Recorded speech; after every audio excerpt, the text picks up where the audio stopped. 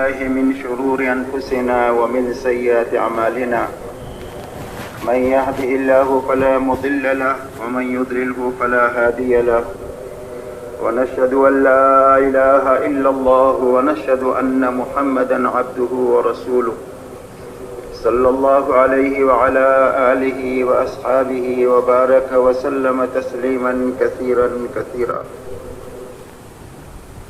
أعوذ بالله من الشيطان الرجيم. بسم الله الرحمن الرحيم. ومن أحسن قولا ممن دعا إلى الله وعمل صالحا وقال إنني من المسلمين. وقال عليه الصلاة والسلام: لا يؤمن أحدكم حتى يكون هواه تبعا لما جئت به، أو كما قال عليه الصلاة والسلام.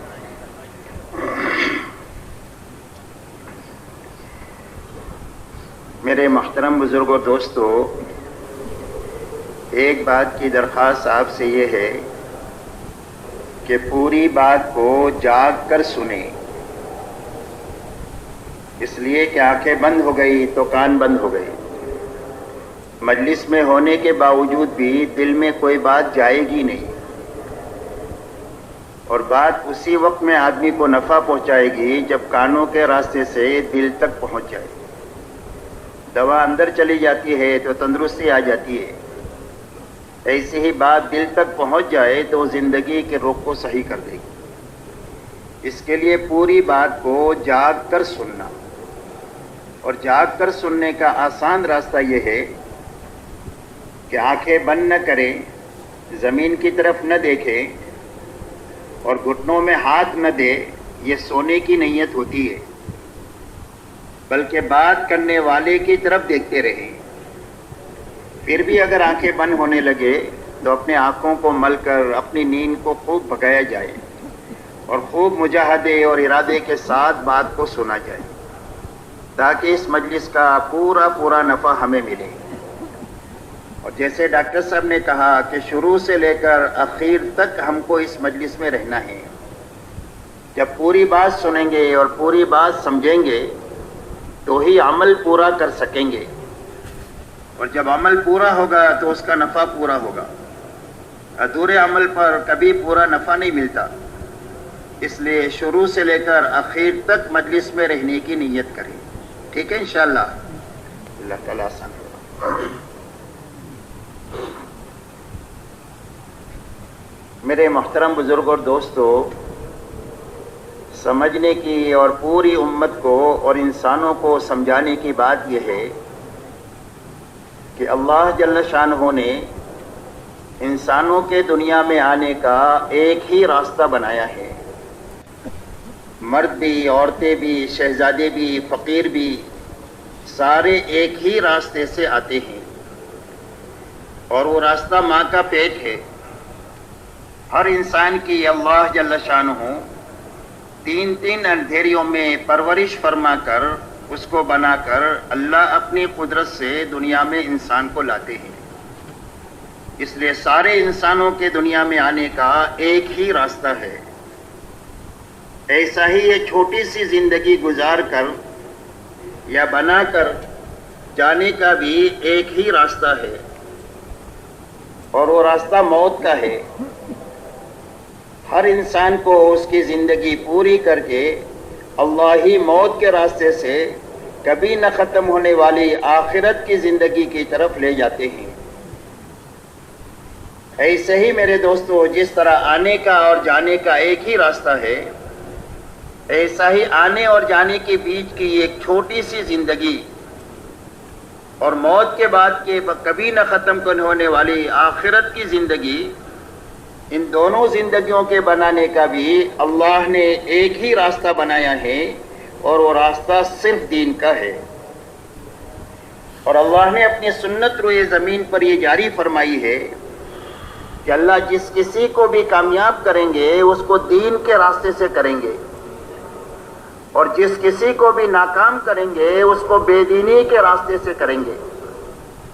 اللہ کی ایسی سنت ہے کہ اس میں کبھی بھی تبدیلی نہیں ہوگی. اس لیے ہر انسان کی کامیابی کا ایک ہی راستہ ہے، اور وہ راستہ صرف دین کا ہے. رہا دنیا میں جتنے اسباب اور حالات ہیں وہ نہ تو کامیابی کے لیے ہے اور نہ تو ناکامی کے لیے ہے، بلکہ صرف امتحان کے لیے ہے کہ ان اسباب اور حالات میں رہ کر آدمی حکم پر چلتا ہے یا خواہش پر چلتا ہے۔ یہ امتحان کے لیے اسباب اور حالات کو پیدا کیا ہے، اور کامیابی کے لیے اللہ نے صرف دین اپنے پاس سے اتارا ہے۔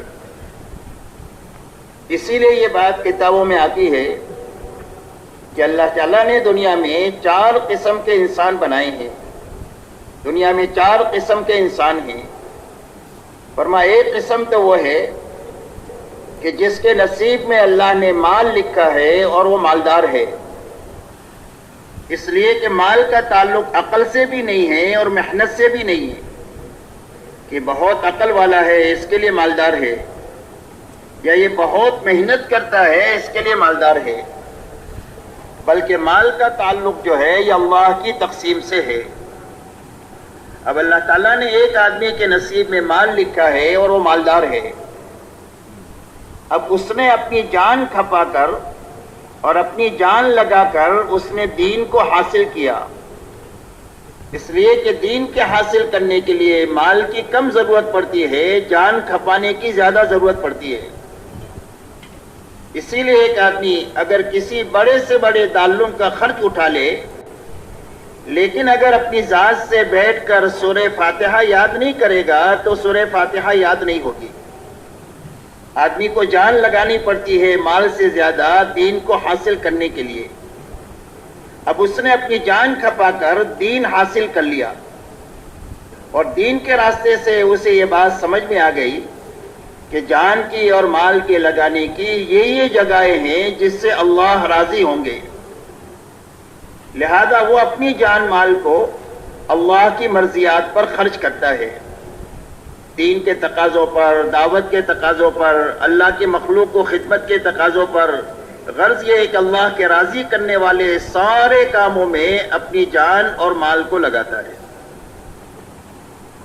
فرمایا دوسری قسم وہ ہے کہ جس کے نصیب میں اللہ نے کم مال لکھا ہے، لہذا مال کم ہے اس کے پاس، فقیر ہے، اور یہ اللہ کی ناراضگی کی وجہ سے نہیں ہے، بلکہ اللہ تعالیٰ اپنے علم اور حکمت سے کسی کو زیادہ دیتے ہیں کہ اس کے لیے زیادہ ہی مفید ہوتا ہے۔ اگر مال اس کے ہاتھ سے چلا جائے تو دین بھی چلا جائے، اور بعض لوگوں کے حصے میں اللہ کم مال دیتے ہیں اس لیے کہ ان کے لیے کم ہی مفید ہوتا ہے، اگر زیادہ ان کو مال مل جائے تو یہ سرکش بن جائے، لہذا اللہ نے اپنی علم اور حکمت سے اس کو کم مال دیا، لہذا وہ فقیر ہے، لیکن اس نے اپنی جان کھپا کر دین کو حاصل کر لیا، اس لیے کہ دین کے حاصل کرنے کے لیے آدمی اپنی جان لگا دے گا، چاہے مال کتنا ہی کم کیوں نہ ہو، لیکن اس کا دین اس کو پورا پورا حاصل ہو جائے گا۔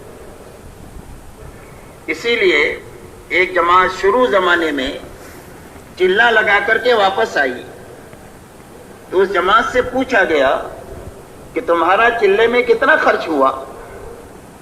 تو امیر صاحب نے بتایا کہ ہمارے ہر ساتھی کا چلے میں 2 روپیہ خرچ ہوا، کہ 2 روپے میں چلہ ہمارا پورا ہو گیا۔ تو فرمایا 2 روپے میں کیسے پورا ہو گیا؟ ہر جگہ گاڑی کھڑی رہتی ہوگی آپ کو ایک جگہ سے دوسری جگہ لے جانے کے لیے، اور روزانہ 3 وقت کی آپ کی دعوت ہوتی رہے گی۔ تو فرمایا پورے چلے میں ایک مرتبہ بھی کسی نے کوئی دعوت نہیں کیا، اور پورے 40 دن میں ایک مرتبہ بھی ہم سواری پر سوار نہیں ہوئے۔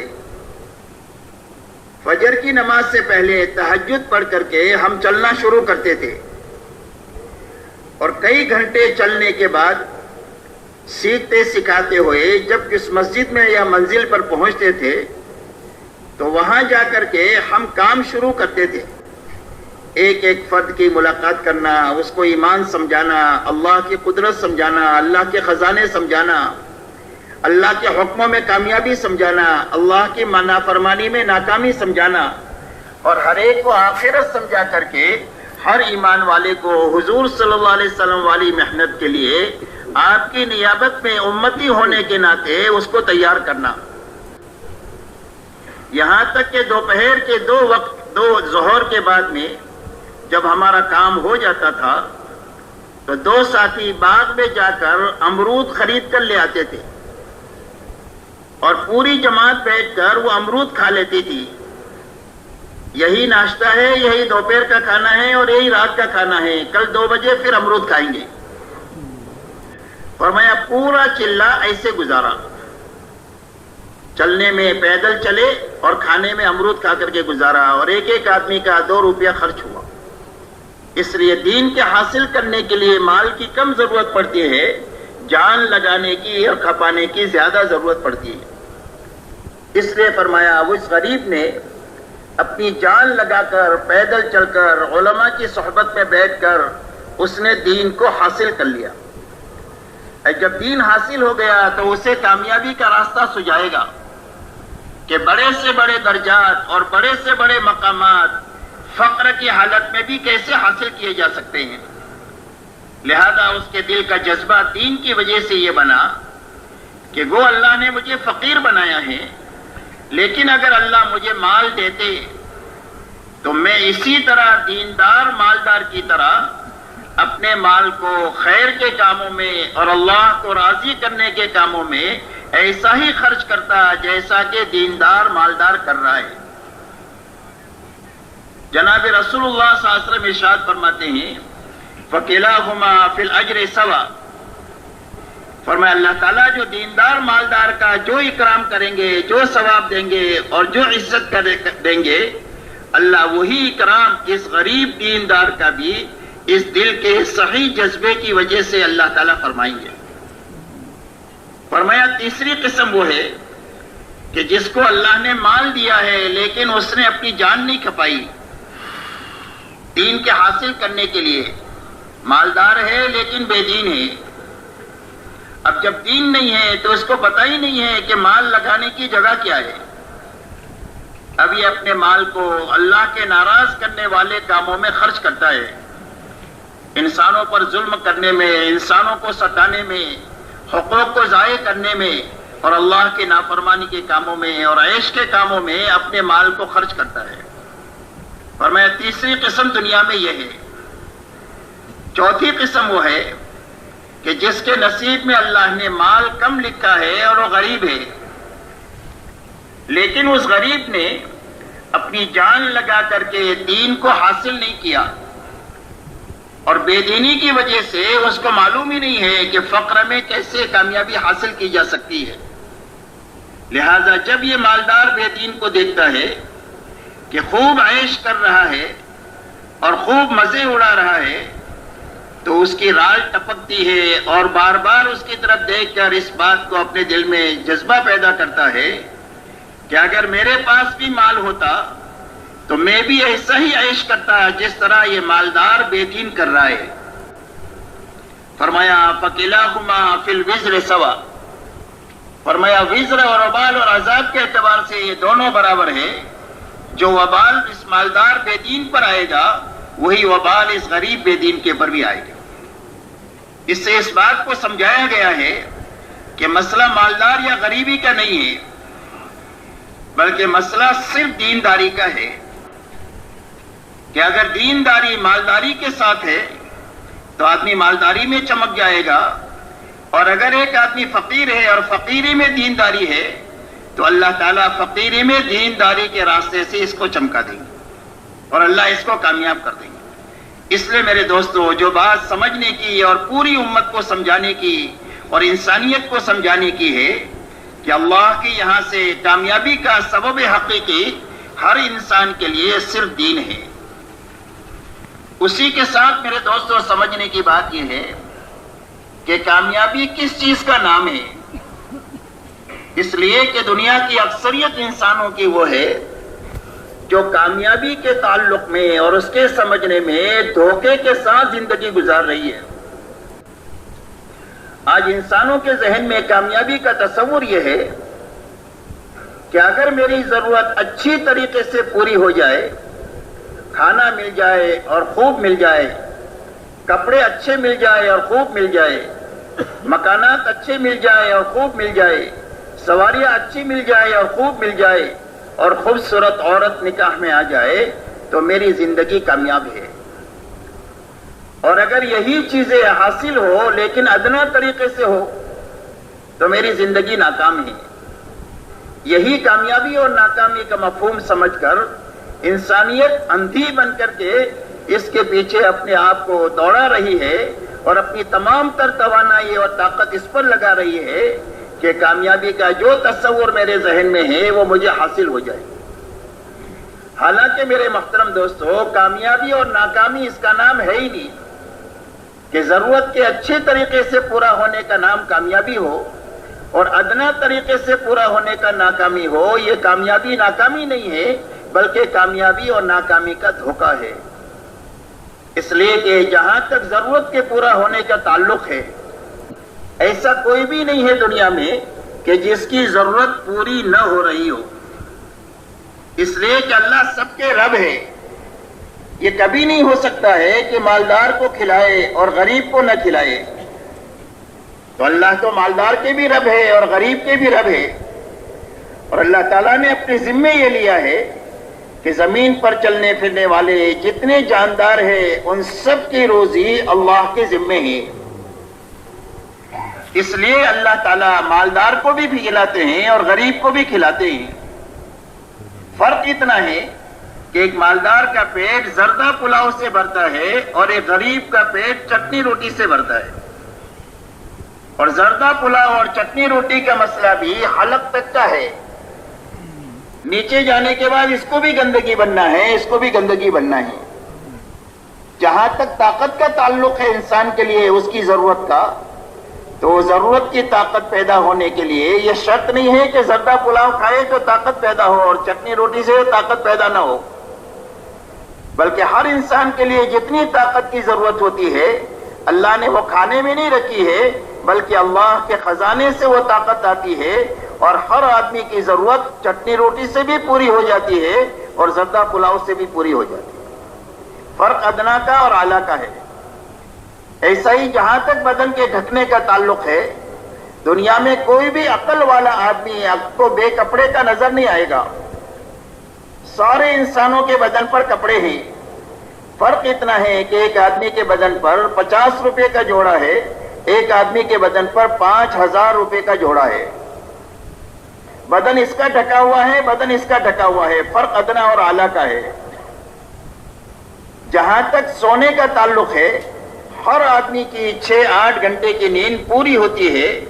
ایک آدمی کی نیند 50,000 کی مسیری پر 5,000 کے گدے پر پوری ہوتی ہے اور ایک آدمی کے چھوٹے سے کھٹیے پر یا چٹائی پر 6-8 گھنٹے کی نیند پوری ہو جاتی ہے. فرق ادنا اور اعلیٰ کا ہے. جہاں تک سردی گرمی سے بچنے کے لیے، بارش سے بچنے کے لیے ایک چھت کی ضرورت ہے، تو ایک آدمی کی چھت RCC کی ہے، ایک آدمی کی چھت گھاس پھوس کی ہے، کویلوں کی ہے، پترے کی ہے. سردی گرمی سے یہ بھی بچا ہوا ہے، سردی گرمی سے یہ بھی بچا ہوا ہے. بارش سے یہ بھی بچا ہوا ہے، بارش سے یہ بھی بچا ہوا ہے. تو ہر آدمی کی ضرورت اللہ پوری فرماتے ہیں. اس لیے کہ اللہ سب کے رب ہے. لیکن فرق صرف ادنا اور اعلیٰ کا ہے. اسی کو کامیابی سمجھ کر انسانیت اس کے حاصل کرنے کے لیے اپنے انجام سے بے خبر ہو کر بھاگی دوڑی جا رہی ہے. حالانکہ یہ کامیابی اور ناکامی نہیں ہے بلکہ یہ کامیابی اور ناکامی کا دھوکہ ہے. آپ اندازہ لگائے، حضور پاک صلی اللہ علیہ وسلم کے گھر پر 2 مہینے ایسے گزرتے ہیں کہ جس میں چولہا نہیں جلتا اور پانی اور کھجور پر آپ کا گزارا ہو رہا ہے. تو آپ یہ بتاؤ، نعوذ باللہ، آپ کی زندگی ناکام ہے. کئی دن آپ کے گھر پر فاقے کے ساتھ گزر رہے ہیں. تو آپ سے بڑھ کر کسی کی کامیابی کی والی زندگی کس کی ہو سکتی ہے؟ آپ کا گھر اتنا چھوٹا ہے کہ پیر لمبے کرے تو اس دیوار کو لگ جائے، اور آپ کو تہجد میں کبھی کبھی ماں عائشہ کے پیروں کو الگ کرنا پڑتا تھا سجدہ کرنے کے لیے. اتنے چھوٹے گھر میں رہنے کے باوجود کیا آپ کی زندگی ناکام ہے؟ اسی کے ساتھ سمجھنے کی بات یہ ہے کہ حضور پاک صلی اللہ علیہ وسلم کا فقر اختیاری ہے. دنیا کا مسئلہ ایسا ہے دنیا والوں کا کہ وہ مالدار بننا چاہتے ہیں لیکن بن نہیں پاتے. آپ کی بات وہ نہیں ہے. آپ کی حالت تو یہ ہے کہ اللہ نے آپ کو یہ کہہ دیا کہ اگر آپ کہیں تو ہم کو مکہ کے پہاڑوں کو سونا بنا کر آپ کے لیے پیش کریں جو آپ کے ساتھ میں چلتے رہیں، لیکن آپ نے اس مال کی کثرت کے بجائے اور حکومت کے بجائے آپ نے فقر اور مسکنت والی زندگی کو خود ہی اختیار فرمایا، اور یہ فرمایا کہ میں تو یہ چاہتا ہوں کہ اللہ مجھے ایک دن کھانا کھلاوے، میں اللہ کا شکر کروں، اور جس دن کھانا نہ ہو اللہ کا صبر کر اللہ کے سامنے صبر کروں، اس لیے کہ اللہ تک پہنچنے کے یہی دو راستے ہیں، ایک شکر کا ہے اور ایک صبر کا ہے۔ جو شکر اور صبر کے ساتھ زندگی گزارے گا وہ اللہ تک اور جنت تک پہنچ جائے گا۔ اس لیے آپ کا فقر اختیاری ہے، تو آپ کی زندگی نعوذ باللہ ناکام ہے۔ اس لیے میرے دوستو، کامیابی اور ناکامی اس کا نام ہے ہی نہیں ہے۔ کامیابی اور ناکامی کس کو کہتے ہیں؟ اللہ جل شانہ جو انسانوں کے خالق بھی ہے اور مالک بھی ہے، اور انسانوں کے رب بھی ہے، اور انسانوں کی ضرورت کو اور ان کے اچھے برے کو انسانوں سے زیادہ جانتے ہیں، وہ اللہ جل شانہ ارشاد فرماتے ہیں کل نفس ذائقۃ الموت وانما توفون اجورکم یوم القیامہ فمن زحزح عن النار وادخل الجنۃ فقد فاز وما الحیاۃ الدنیا الا متاع الغرور۔ اللہ جل شانہ ارشاد فرماتے ہیں کہ ہر انسان کو موت کا مزہ چکھنا ہے، جو دنیا میں آیا ہے اسے مرنا ہے، کوئی آدمی موت سے اپنے آپ کو بچا نہیں سکتا۔ اور یہ فرمایا کہ یہ موت زندگی کا خاتمہ نہیں ہے کہ آدمی مر گیا اور مٹی میں مل کر ختم ہو گیا، بلکہ موت نقل مکانی کا نام ہے کہ اس فنا ہونے والی زندگی سے ہمیشہ باقی رہنے والی زندگی کی طرف اللہ ہر انسان کو موت کے راستے سے لے کر جاتے ہیں۔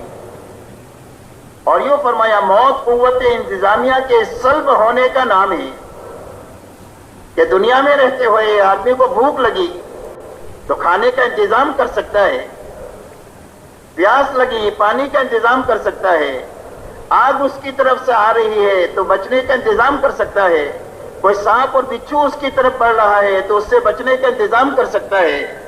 لیکن موت کے بعد میں آدمی کی یہ قوت ختم ہو جائے گی کہ بیک وقت میں سانپ اس کو ڈس رہے ہیں، اس سے بچاؤ کا یہ انتظام نہیں کر سکتا۔ بھوک اور پیاس اس کو ستا رہی ہے اور اس کے دور کرنے کا یہ انتظام نہیں کر سکتا۔ آگ اس کو جلا رہی ہے اور یہ اس سے بچنے کا انتظام نہیں کر سکتا ہے۔ فرمایا ہر جاندار کو موت کا مزہ چکھنا ہے، اور اس موت پر تم ختم نہیں ہو جاؤ گے بلکہ تمہارے کیے کا پورا پورا بدلہ دیا جائے گا۔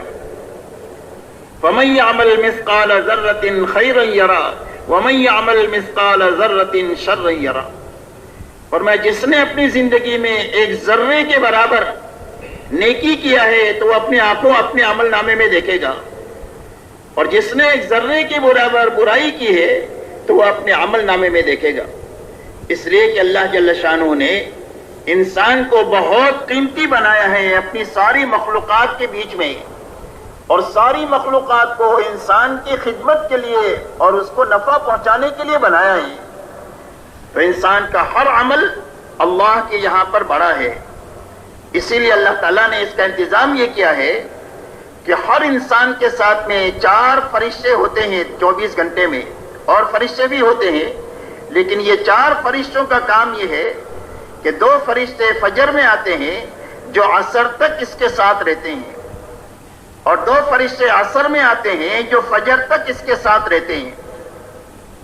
اور ان دونوں فرشتوں کا کام یہ ہے کہ 24 گھنٹے میں انسان جو عمل کرے اور جو حرکت اور سکون کرے اس کو یہ لکھے۔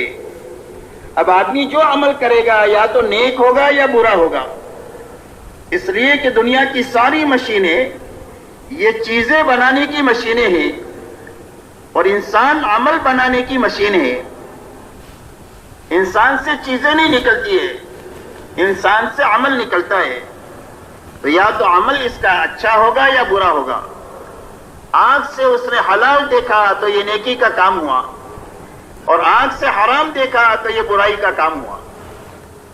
زبان سے کلمہ پڑھا تو یہ نیکی کا کام ہوا، اور زبان سے غیبت کیا تو یہ برائی کا کام ہوا۔ پیروں سے مسجد کی طرف چلا تو یہ نیکی کا قدم اٹھا، اور پیروں سے گناہ کی طرف چلا تو یہ برائی کا عمل ہوا. تو 24 گھنٹے آدمی کے بدن سے یا تو اچھا عمل نکلتا ہے یا برا عمل نکلتا ہے، اس لیے کہ انسان عمل بنانے کی مشین ہے.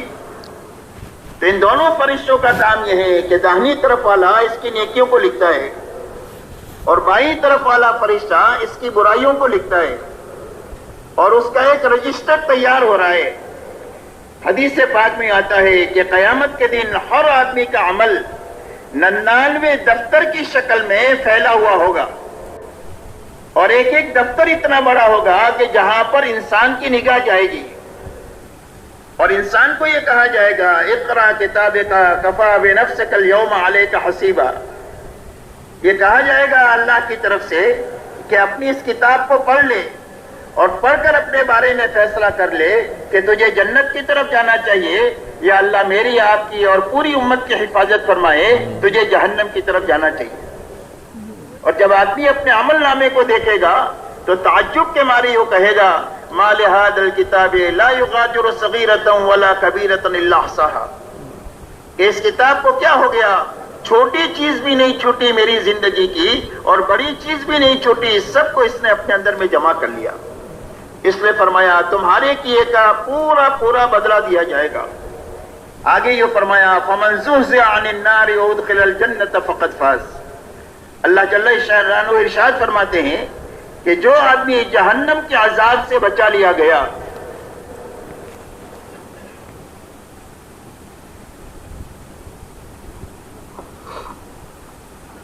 فرمایا جو آدمی جہنم کے عذاب سے بچا لیا گیا، اس لیے کہ جہنم اللہ کی ناراضگی کی جگہ ہے اور اللہ کا قید خانہ ہے اور وہ بہت بڑا ہے. یہ فرمایا کہ ہر جہنمی جہنم کے اندر میں اتنا بڑا ہوگا کہ اس کی ڈاڑھ احد پہاڑ کے برابر ہوگی. اس کے ایک کندھے سے دوسرے کندھے کی مسافت مہینوں کی ہوگی، کئی ہاتھ اس کی لمبی کھال ہوگی. اور یہ قرآن نے کہا کلما نضجت جلودہم بدلناہم جلودا غیرا. فرمایا جب جب ان کی کھال جلس جائے گی اللہ نئی کھال لگائیں گے تاکہ جہنم کے عذاب کو یہ چکھے، اور دن میں کئی مرتبہ اس کی کھال جلے گی اور نئی کھال لگے گی. بیک وقت میں اس کو بھوک ستا رہی ہوگی، پیاس ستا رہی ہوگی. اگر آدمی پوری دنیا کا کھانا کھا لے تو اس کی بھوک نہ مٹے، سارے سمندروں کا پانی پی لے تو اس کی پیاس نہ بجھے. بیک وقت میں سانپ اور بچھو اس کو ڈس رہے ہوں گے اور بیک وقت میں آگ اس کو جلا رہی ہوگی، بیک وقت میں فرشتوں کی اس کی مار ہوگی اور یہ اللہ کو پکارے گا.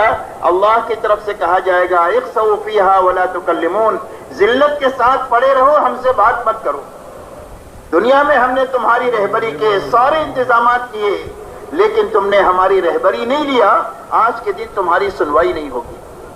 اللہ تعالیٰ ارشاد فرماتے ہیں کہ جو جہنم کے ان عذابات سے بچا لیا گیا اور جس کو جنت میں داخل کیا گیا جو اللہ کا مہمان خانہ ہے اور اللہ کی رضا کی جگہ ہے اور انسانوں کی تمام تر خواہشات کے پوری کرنے کی جگہ اللہ نے جنت بنائی ہے. اللہ نے ہر انسان میں ایک خواہشات رکھی ہے جو لامحدود ہے اور ضرورت رکھی ہے وہ ضرورت محدود ہے. ہر آدمی میں یہ دو چیزیں ہیں، ضرورت بھی ہے اور خواہشات بھی ہے، اور دونوں کے پورا کرنے کا اللہ نے وعدہ کیا کہ ضرورت دنیا میں پوری کریں گے اور آدمی کی خواہش جنت میں آخرت میں پوری کریں گے. کہ دنیا میں خواہش کیوں رکھی ہے؟ فرمایا دنیا میں خواہش پوری کرنے کے لیے نہیں رکھی ہے بلکہ حکم کے مقابلے میں اس کو توڑنے کے لیے رکھی ہے کہ جب جب اللہ کے احکامات آئیں گے تو ان احکامات کے مقابلے میں آدمی کی خواہش سامنے آئے گی. تو فرمایا حکم کے مقابلے میں خواہش کو توڑنے کے لیے اللہ نے رکھی ہے. جب یہ خواہش کو اللہ کے حکم کے مقابلے میں توڑے گا تو اللہ ہدایت کا نور عطا فرمائیں گے. جیسے پیٹرول جلتا ہے تو گاڑی چلتی ہے، دیے میں تیل جلتا ہے تو روشنی آتی ہے، ایسا ہی حکم کے مقابلے میں جب خواہش ٹوٹتی ہے تو ہدایت کا نور آدمی کے دل میں پیدا ہوتا ہے.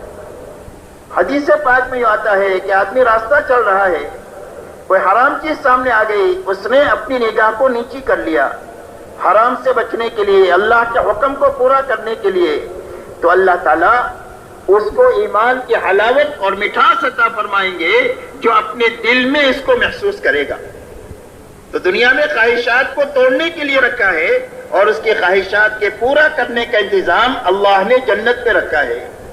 اسی لیے فرمایا وَلَكُمْ فِيهَا مَا تَشْتَهِي أَنفُسُكُمْ وَلَكُمْ فِيهَا مَا تَدَّعُونَ، فرمایا تمہارے لیے جنت میں وہ ہیں جو تمہارا جی چاہے، اور جو مانگو گے وہ فوراً تمہاری مانگ پوری کی جائے گی۔ اسی لیے ہر ایمان والے کو جنت میں جوان بنا کر داخل کیا جائے گا، کبھی یہ بوڑھا نہیں ہوگا، تندرست بنا کر داخل کیا جائے گا، کبھی وہ بیمار نہیں ہوگا، خوبصورت بنا کر داخل کیا جائے گا جہاں وہ کبھی بدصورت نہیں ہوگا، زندگی دے کر اس کو داخل کیا جائے گا جہاں اس پر کبھی موت نہیں آئے گی۔ ہر ایک کا حسن حضرت یوسف علیہ السلام جیسا ہوگا، ہر ایک کی آواز حضرت داؤد علیہ السلام جیسی ہوگی، اور ہر ایک کی جوانی 33 سال کی عمر کی ہوگی، اور ہر ایک کے اخلاق جناب محمد الرسول اللہ صلی اللہ علیہ وسلم جیسے ہوں گے، اور ہر ایک کا قد حضرت آدم علیہ السلام جیسا ہوگا، اور ہر جنتی کو 100 آدمیوں کی طاقت دے کر اللہ جنت میں داخل فرمائیں گے۔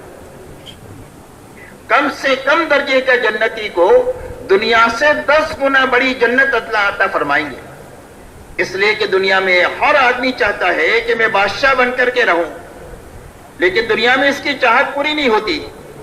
اللہ اس کی چاہت جنت میں پوری فرمائیں گے، اسی لیے فرمایا وَإِذَا رَأَيْتَ ثَمَّ رَأَيْتَ نَعِيمًا وَمُلْكًا كَبِيرًا، فرمائے مخاطب جو تو دیکھے گا تو ایک بہت بڑا تیرا ملک ہوگا، اور نعمتوں کا وہ لامتناہی سلسلہ ہوگا کہ جو کبھی ختم بھی نہیں ہوگی، کبھی کم بھی نہیں ہوگی، اور کبھی اس پر روک ٹوک بھی نہیں ہوگی۔ اس لیے ہر آدمی کی خواہش جنت میں پوری ہوگی، اللہ اس کو بادشاہ بنا کر جنت میں رکھیں گے۔ اور یہ فرمایا کم سے کم درجے کے جنتی کو دنیا سے 10 گنا بڑی جنت اللہ عطا فرمائیں گے۔ اس جنت میں ایک ہی موتی کا بنا ہوا محل ہوگا جس کی لمبائی 60 میل کی ہوگی۔ فرمایا پانی کی نہریں، دودھ کی نہریں، شہد کی نہریں اور شراب کی نہریں ہوں گی۔ اللہ نے دنیا میں ایمان والوں کے لیے شراب کو حرام کر دیا ہے، اب اس سے رکے ہیں، ان کی خواہش اللہ جنت میں پوری کریں گے۔ جنتی کو سونے اور چاندی کے کنگن پہنائے جائیں گے کہ دنیا میں اس نے اللہ کے حکم کو پورا کرنے کے لیے سونے اور چاندی سے اپنے آپ کو بچایا ہے، اللہ اس کی خواہش جنت میں پوری فرمائیں گے۔ اور یہ فرمایا ہر جنتی کے 80,000 غلام ہوں گے جو ہر وقت میں اس کی خدمت کے لیے چاروں طرف دوڑتے رہیں گے، اور ہمیشہ وہ لڑکے ہی رہیں گے۔ اور یہ فرمایا کم سے کم درجے کے جنتی کو 70-72 حوریں جنت کی اللہ عطا فرمائیں گے۔ ایک ایک حور اگر اپنا پوروا زمین پر ظاہر کر دے تو سورج اور چاند کی روشنی اس کے سامنے پھیکی پڑ جائے۔ فرمایا بعض جنتی تو وہ ہوں گے کہ جس کی حوریں لاکھوں ہوں گی، اللہ تعالیٰ ان کو اتنی عطا فرمائیں گے جنہوں نے جتنا دنیا میں اللہ کے دین پر اپنے آپ کو چلایا ہوگا اور اللہ کے دین کی دنیا میں سرسبزی کے لیے اپنے آپ کو مٹایا اور کھپایا ہوگا، اتنا ہی ان کی جنت بڑی بھی ہوگی اور عالیشان بھی ہوگی۔ تو اللہ تعالیٰ نے خواہشات کی پوری کرنے کی جگہ جنت کو بنایا ہے۔ اللہ کی مہمانی کے اندر میں میدان مزید میں جنتی جمع ہوں گے، اور ہر ایک کی کرسی اپنے نبی کے اتنے قریب ہوگی جتنی اس کی زندگی نبی کی زندگی کے قریب ہوگی۔ اور میرے محترم دوستو، اللہ تعالیٰ کی طرف سے آخری جو خوشی کا پروانہ ان کو ملے گا کہ میں تمہارے سے راضی ہو گیا ہوں، کبھی تمہارے سے ناراض نہیں ہوں گا۔ اب یہاں سے نکلنے کا جو کھٹکا تھا وہ بھی ختم ہو جائے گا کہ اب یہاں ہم کو ہمیشہ رہنا ہے، یہاں سے ہم کو کبھی نکلنا نہیں۔ اللہ جل شانہ فرماتے ہیں کہ جو آدمی جہنم سے بچا لیا گیا اور جو جنت میں داخل ہو گیا وہ تو کامیاب ہو گیا۔ اس لیے میرے دوستو، حقیقی کامیابی یہ ہے کہ ایک آدمی جہنم کے عذاب سے بچ جائے اور جنت کے اندر میں داخل ہو جائے۔ فرمائے یہی کامیابی ہے، اس کے علاوہ جتنی کامیابی لوگ سمجھتے ہیں وہ کامیابی نہیں ہے، بلکہ کامیابی کا ایک دھوکہ ہے۔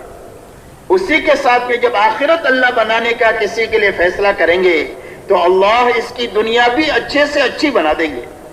تو دنیا کا بننا ملک و مال کا بڑھنا نہیں ہے، اسباب اور وسائل کی زیادتی نہیں ہے، بلکہ دنیا کا بننا یہ ہے کہ آدمی جس حال میں بھی ہو اس کے دل میں سکون ہو، اطمینان ہو، چین ہو، یہ دنیا کی کامیابی ہے۔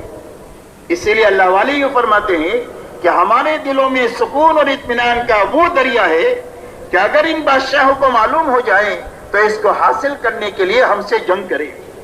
حالانکہ گدڑی پر بیٹھے ہوئے ہیں، پیون لگے ہوئے کپڑے ہیں، لیکن ان کے دلوں میں اطمینان اور سکون کا ایک دریا ہے کہ جو بے دلی کے ساتھ کبھی بھی کسی کو بھی نہیں مل سکتا ہے۔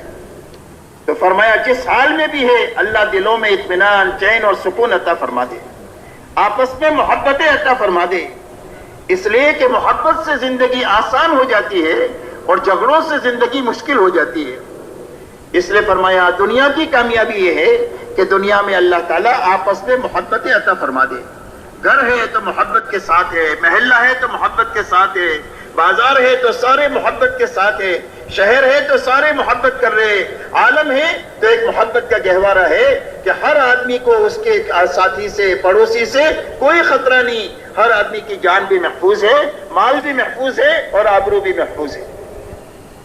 اس لیے اللہ تعالیٰ محبتیں عطا فرماتے ہیں دنیا کی کامیابی میں، دعا میں قبولیت عطا فرماتے ہیں، اس لیے کہ یہ دنیا حالات کا گھر ہے۔ جس طرح اللہ نے رات اور دن پیدا کیے ہیں اور اندھیرا اور اجالا پیدا کیا ہے، ایسا ہی اللہ کی طرف سے اچھے حالات بھی آتے ہیں اور ناگوار حالات بھی آتے ہیں۔ ہر گھر میں خوشی بھی آتی ہے بچوں کی پیدا ہونے کی، بیٹا آ گیا، پوتا آ گیا، نواسا آ گیا، اور ہر گھر میں موت کا غم بھی آتا ہے کہ کبھی باپ چلے گئے، کبھی بیٹا چلا گیا، کبھی پوتا نواسا چلا گیا۔ تو اللہ کا نظام یہ ہے کہ اللہ خوشی کے حالات بھی لاتے ہیں اور غمی کے حالات بھی لاتے ہیں کہ کہتے خوشی کے حالات میں شکر کے راستے سے اللہ سے قریب ہو جائے اور غم کے حالات میں صبر کے راستے سے اللہ سے قریب ہو جائے۔ تو فرمایا حالات کا گھر ہے، تو ان حالات میں آدمی نکلنے کا کیا راستہ؟ فرمایا حالات میں نکلنے کا راستہ صرف اللہ کے ہاتھ میں ہے، اس لیے کہ حالات اللہ ہی کی طرف سے آتے ہیں اور حالات اللہ ہی کی طرف سے ختم ہوتے ہیں۔ اسباب اور وسائل کے ہاتھ میں اچھے برے حالات کا لانا ختم کرنا نہیں ہے، بلکہ جتنے اسباب اور وسائل بڑھیں گے اتنے حالات بڑھیں گے اور اتنی پریشانیاں بڑھیں گی۔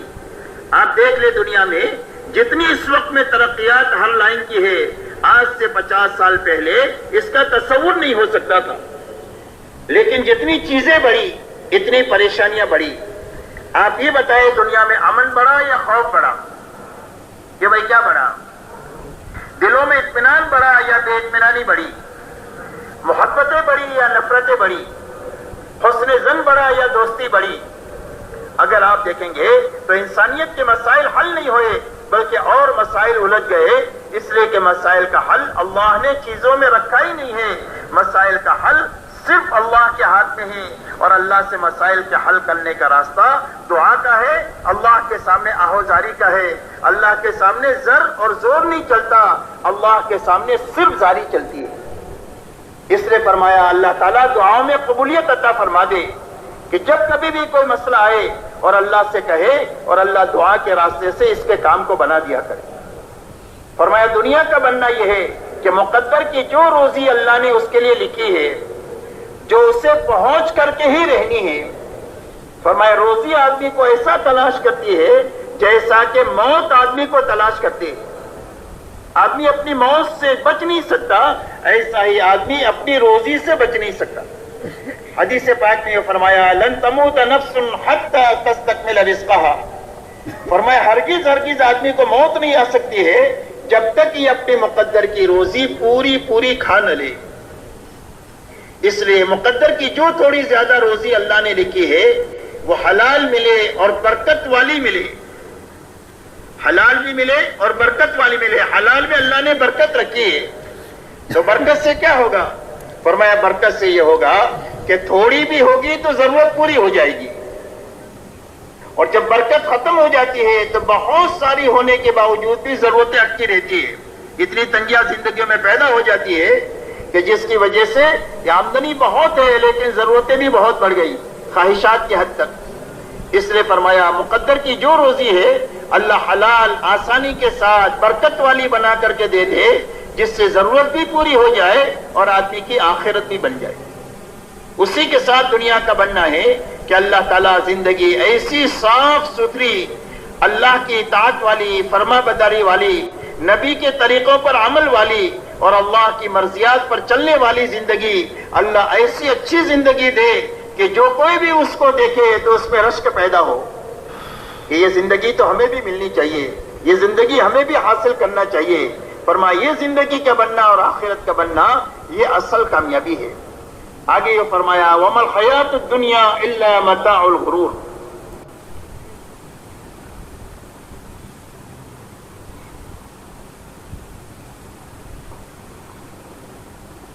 اللہ جل شانہ فرماتے ہیں کہ دنیا کی زندگی یہ تو دھوکے کا سامان ہے۔ تو دھوکہ کس کو کہتے ہیں؟ دھوکہ اس کو کہتے ہیں کہ آدمی کچھ سمجھ رہا ہے اور ہے کچھ، کہ بھئی آدمی جو ہے وہ سمجھ رہا ہے کہ یہ سونا ہے حالانکہ وہ تو پیتل ہے، آدمی سمجھ رہا ہے یہ ہیرا ہے لیکن وہ تو پتھر ہے۔ تو کیا ہوا کہ آدمی کو دھوکہ ہو گیا، سونا سمجھ کر کے اس نے پیتل کا بھاؤ دے دیا۔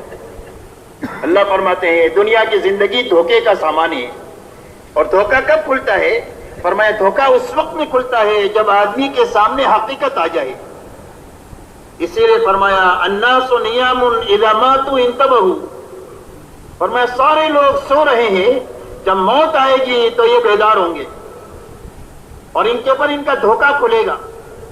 اسی لیے اللہ جل شانہ ارشاد فرماتے ہیں حتی اذا جاء احدهم الموت قال رب ارجعوني لعلی اعمل صالحا فيما تركت كلا انها کلمۃ هو قائلها ومن ورائهم برزخ الى یوم یبعثون۔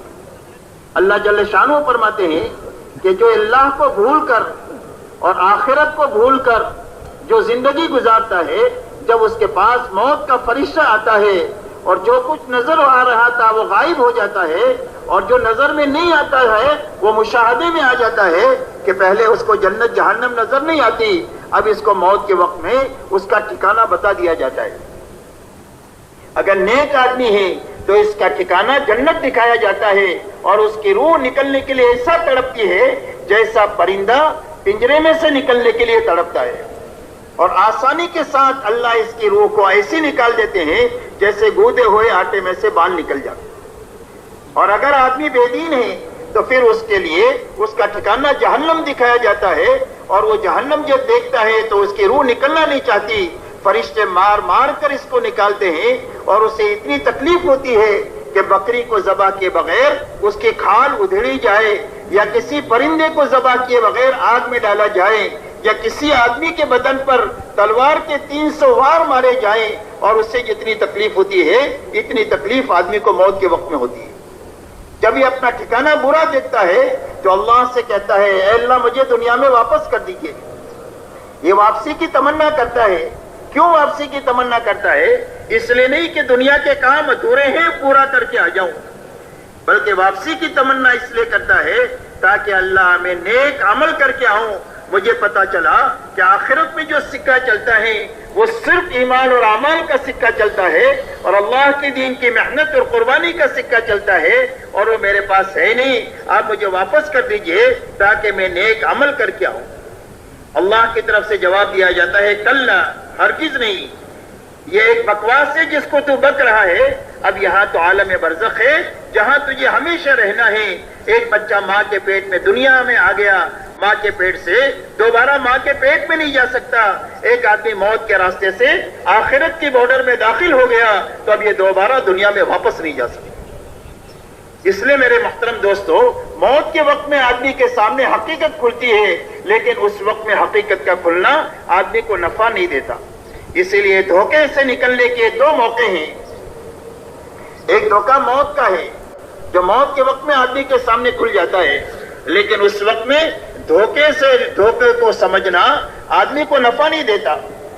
دوسرا دھوکے سے نکلنے کا موقع یہ دعوت اور تبلیغ کے راستے سے ہر ایمان والوں کو ماحول میں لانا ہے کہ ہر ایمان والے کو غفلت کے ماحول سے اور بے دینی کے ماحول سے دین کے ماحول میں، اعمال کے ماحول میں، مسجد کے ماحول میں لانا، اور لا کر کے اس کو اللہ سمجھانا کہ اللہ کتنے بڑے ہیں، اللہ کی قدرت کتنی بڑی ہے، اللہ کے خزانے کتنے بڑے ہیں، اللہ کی معافی کتنی بڑی ہے اور اللہ کی پکڑ کتنی بڑی ہے، اللہ کی رحمت کتنی بڑی ہے اور اللہ کی طرف سے مصیبتوں کے سمندر کتنے زیادہ ہے، انسانوں کو اللہ سمجھانا، اسی کے ساتھ انسانوں کو یہ سمجھانا کہ اتنے بڑے اللہ کو ساتھ کرنے کا راستہ اور اپنی قدرت اور خزانوں کے ساتھ صرف اللہ کے احکامات ہیں۔ اللہ ملک و مال کے راستے سے ساتھ نہیں ہوتے، اللہ حکموں کے راستے سے ساتھ ہوتے ہیں۔ اس لیے اپنی زندگی کو حکموں والی بنانا اور اللہ کی نافرمانی سے بچنے والی زندگی اپنی بنانا، تاکہ اللہ کی معیت اور ساتھ ہم کو مل جائے، اللہ اپنی قدرت اور خزانوں کے ساتھ ہمارے ساتھ ہو جائے۔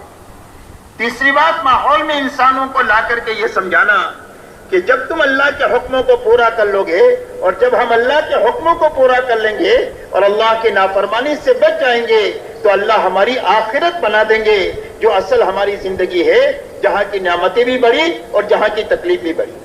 اور جب اللہ آخرت بنا دیں گے تو اللہ آخرت کے راستے سے دنیا بھی بنا دیں گے، اس لیے کہ دنیا آخرت کا سایہ ہے۔ یہ باتیں ماحول میں لا کر کے انسانوں کو سمجھانا، یہ دھوکے سے نکلنے کا دوسرا راستہ ہے۔ اس لیے کہ ماحول میں بڑے سے بڑی مشکل بات بھی آدمی کو سمجھ میں آ جاتی ہے، اور جب ماحول نہ ہو تو آسان سے آسان بات بھی آدمی کو سمجھ میں نہیں آتی۔ اسی لیے آپ اندازہ لگائیں، حضور پاک صلی اللہ علیہ وسلم کے زمانے میں دینداری کا ایسا ماحول تھا کہ بے دینی سمجھنا مشکل تھا، دین کی محنت کا ایسا ماحول تھا کہ چھوٹے چھوٹے بچے بھی اپنے پنجوں کے بل کھڑے ہو کر کے اللہ کے راستے میں اپنے آپ کو مٹانے کے جذبوں کے ساتھ جانے کے لیے تیار تھے، حالانکہ ان کو معلوم تھا کہ وہاں لڈو نہیں ملیں گے، لیکن اس کے باوجود ماحول کی وجہ سے اتنی مشکل چیز بچوں کے لیے، عورتوں کے لیے آسان ہو گئی۔ جو چیز آج ہمارے ماحول میں نہ ہونے کی وجہ سے مشکل ہو گئی، گھنٹوں گھنٹوں سمجھانے کے بعد بھی ہماری طبیعتیں اس پر آمادہ نہیں ہوتی ہے ماحول کے نہ ہونے کی وجہ سے۔ ایک آدمی سردی کے ملک میں رہتا ہے، اب آپ اس کو گرمی سمجھائیں کہ گرمی اس کو کہتے ہیں، کتنا بھی آپ اس کو سمجھائیں اس کو گرمی سمجھ میں نہیں آئے گی۔ لیکن اگر آپ گرمی کے موسم میں اس کو کراچی کے ایئرپورٹ پر یا دلی کے ایئرپورٹ پر اس کو اتار دے تو بغیر تقریر کے اس کو گرمی سمجھ میں آ جائے گی، اس لیے کہ ماحول سے مشکل چیز بھی آدمی کو سمجھ میں آ جاتی ہے۔ اس لیے میرے دوستو، دھوکے سے نکلنے کا ایک موقع موت کا ہے، اور ایک موقع یہ دعوت اور تبلیغ کے ذریعے سے پوری امت کو غفلت کے اور مادیت کے اور گناہوں کے ماحول سے نکال کر کے ایمان کے اور اعمال کے اور دعوت کے ماحول میں لانا، اور یہاں لا کر کے اس دھوکے سے امت کو نکالنا۔ اس لیے اللہ تعالیٰ فرماتے ہیں وَمَا الْحَيَاةُ الدُّنْيَا إِلَّا مَتَاعُ الْغُرُورِ، فرمایا دنیا کی زندگی دھوکے کا سامان ہے، اور دھوکہ آدمی پر کھلے گا، وہ موت کے پر کھلے گا یا پھر اس دعوت اور تبلیغ کے راستے سے، ماحول میں آنے کے راستے سے آدمی کے اوپر یہ دھوکہ کھلے گا۔ اسی لیے اس کی مثال سے سمجھ سکتے ہیں کہ ایک آدمی ہے، چھوٹے سے جھوپڑے میں رہتا ہے، ملک کی سب سے زیادہ چھوٹی جھوپڑ پٹی میں۔ اب رات کو یہ سوتا ہے تو نیند میں تو آدمی کچھ بھی دیکھ سکتا ہے، خواب پر تو کسی کا کنٹرول ہوتا ہی نہیں ہے۔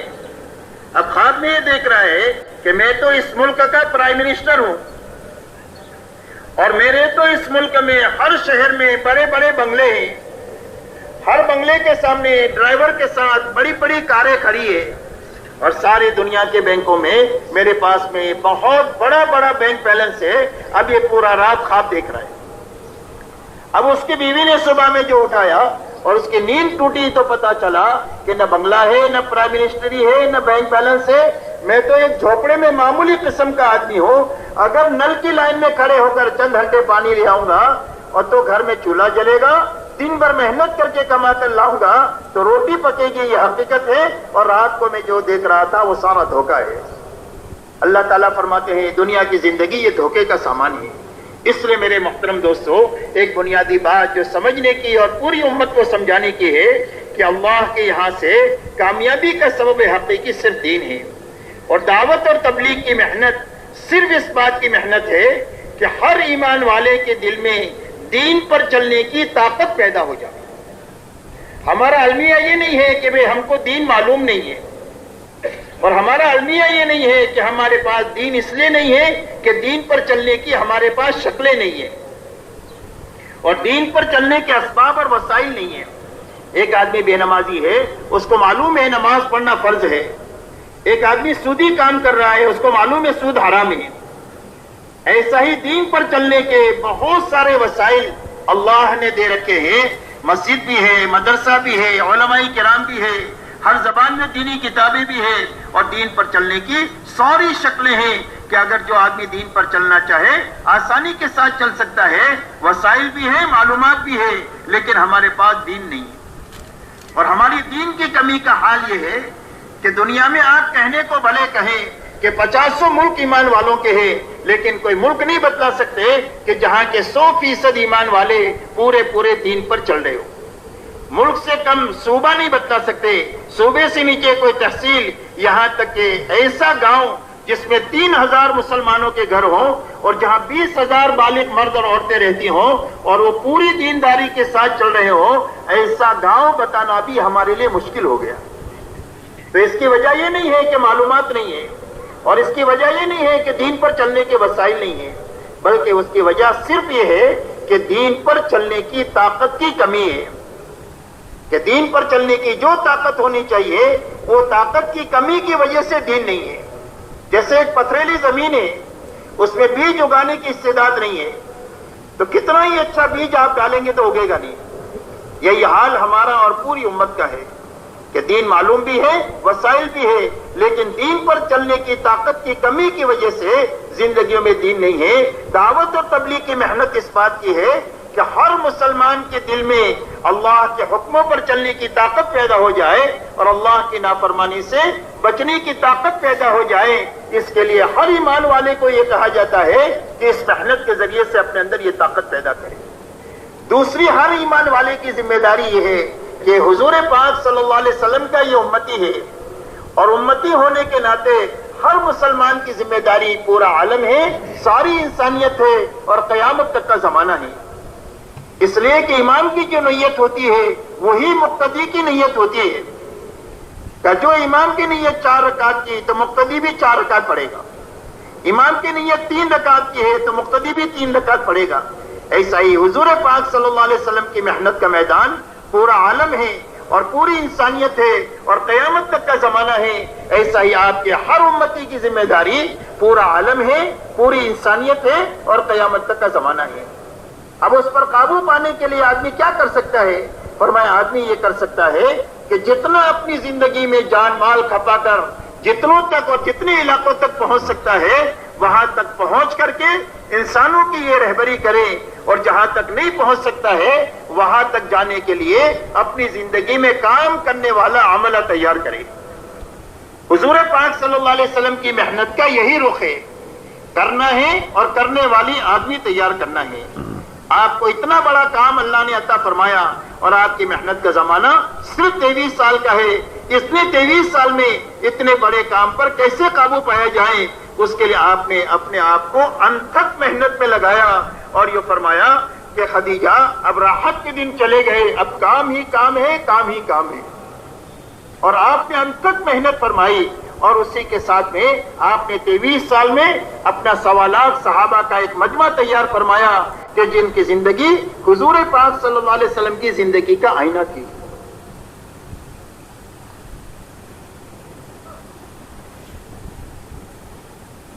اسی لیے جب صحابہ کے بارے میں پوچھا گیا کہ کون لوگ ہیں، فرمایا فرسان بالنہار و رہبان باللیل، فرمایا یہ تو دن کے شہ سوار ہے اور راتوں کے عبادت گزار ہے، بسام بالنہار و بکام باللیل، فرمایا دن کو یہ حشاش بشاش اللہ کے دین کا کام کرنے والے ہیں اور راتوں کو اللہ کے سامنے بہت زیادہ رونے والے ہیں۔ حضور پاک صلی اللہ علیہ وسلم کا دن اور رات صحابہ کی دن اور رات بن گئی۔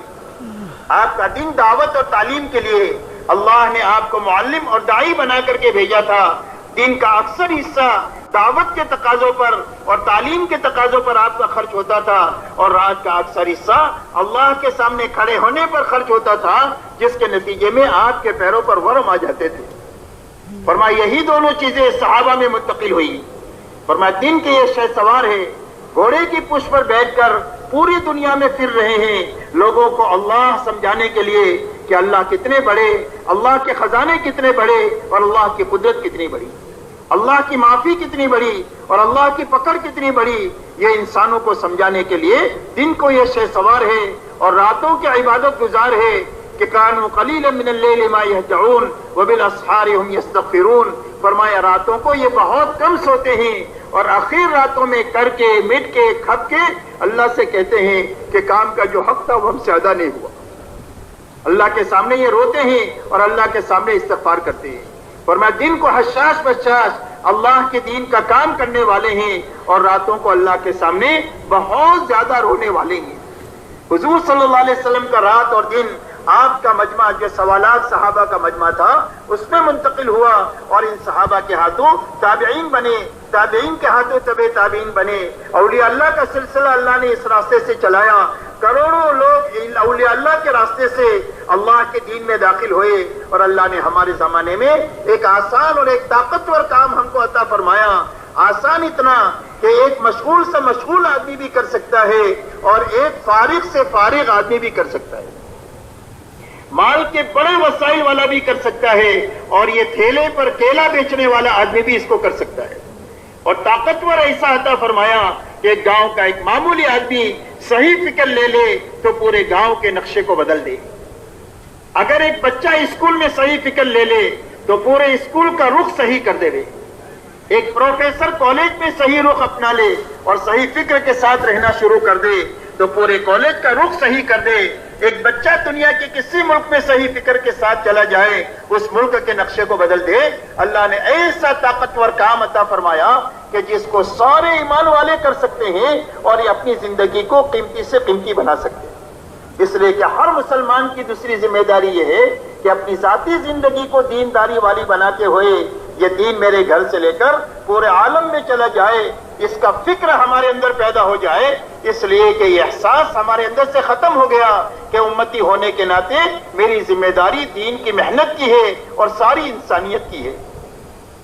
اسی لیے دنیا کے نقصان پر ہم کو رونا آتا ہے، ہماری نیند اڑ جاتی ہے، لیکن دین کے نقصان پر ہمارے گھر میں آ جائے، ہمارے محلے میں دین میں نقصان آ جائے، ہمارے ملک میں دین میں نقصان آ جائے، عالم میں دین میں نقصان آ جائے تو اس کے لیے ہماری نیند نہیں اڑتی اور ہمارے دلوں میں بے چینی اور بے قراری نہیں پیدا ہوتی. اس لیے کہ دین کی ذمہ داری کا احساس ہمارا کم ہو گیا.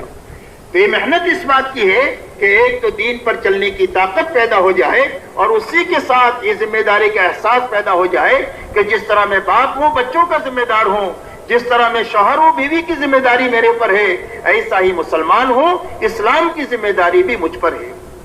اس لیے میرے دوستو یہ دین پر چلنے کی طاقت پیدا کرنے کا کام ہے اور اپنے اندر میں ذمہ داری کا احساس بیدار کرنے کا کام ہے.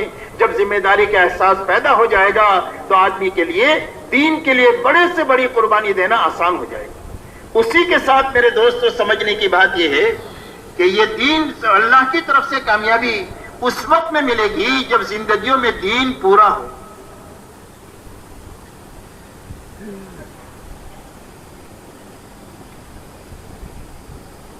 زندگیوں میں دین پورا ہوگا تو اللہ کی طرف سے پوری کامیابی اور اللہ کی طرف سے جتنے وعدے قرآن پاک میں کیے گئے ہیں عزت کے، سربلندی کے، آپس میں محبوبیت کے، اللہ کی تائید اور مدد کے، خلافت کے، تمکین دین کے، امن بعد الخوف کے، جتنے وعدے اللہ کی طرف سے کیے گئے ہیں وہ سارے وعدے پورے ہوں گے جب زندگیوں میں دین پورا ہوگا.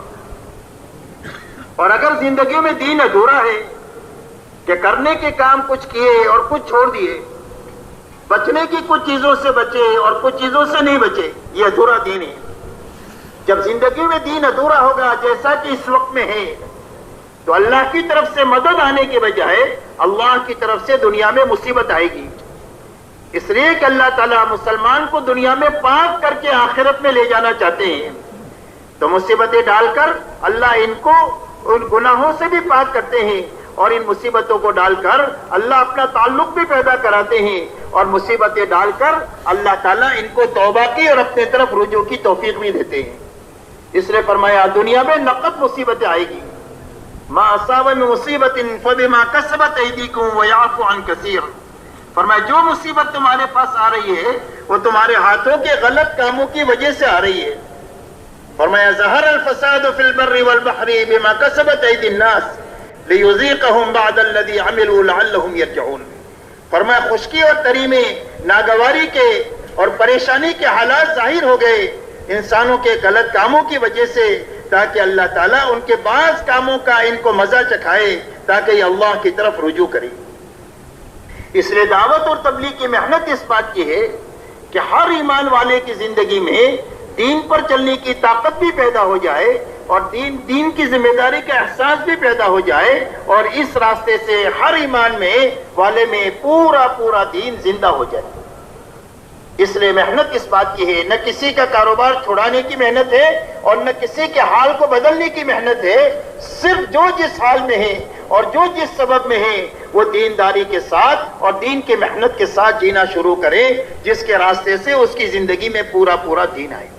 اسی لیے دعوت اور تبلیغ کی محنت میں نکلنے کی جو بات کہی جا رہی ہے پوری امت کو، وہ اس لیے کہی جا رہی ہے تاکہ پورا دین سمجھے اور اپنی بے دینی پر یہ مطلع ہو. آج انسانوں کے ذہنوں میں اپنی بے دینی نہیں کھلی ہوئی ہے، بلکہ ہر آدمی اس دھوکے میں ہے کہ بے دینی کوٹ کر کے اس کی زندگی میں بھری ہوئی ہے اور وہ اپنے آپ کو دیندار سمجھ کر جی رہا ہے. جب آدمی کو بیماری کا احساس ہی نہیں ہوگا تو آدمی علاج کیسے کرے گا؟ جب تک دین کی کمی کا پتہ نہیں چلے گا آدمی دین کی تکمیل کی فکر کیسے کرے گا؟ اسی لیے اللہ کے راستے میں نکلنے کے لیے کہا جاتا ہے کہ اپنے غلط ماحول سے نکل کر ایک پاکیزہ ماحول میں آئیں اور اپنے چہرے کو حضور پاک صلی اللہ علیہ وسلم کی زندگی اور صحابہ کی زندگی کے آئینے میں دیکھیں. اس لیے کہ اپنے ماحول میں ہماری جو دیکھنے کی عادت ہے وہ دین کے معاملے میں نیچے دیکھنے کی عادت ہے اور دنیا کے معاملے میں اوپر دیکھنے کی عادت ہے. کہ 100 پتی 1000 پتی کو دیکھتا ہے، 1000 پتی لکھ پتی کو دیکھتا ہے، لکھ پتی کروڑ پتی کو دیکھتا ہے، کروڑ پتی ارب پتی کو دیکھتا ہے، ارب پتی کھرب پتی کو دیکھتا ہے، اور کھرب پتی ملک والے کو دیکھتا ہے کہ میرے پاس تو مال ہی مال ہے، اقتدار کا کوئی نقشہ نہیں ہے، اس کے پاس تو ملک بھی ہے. اور چھوٹے ملک والا بڑے ملک والے کو دیکھتا ہے.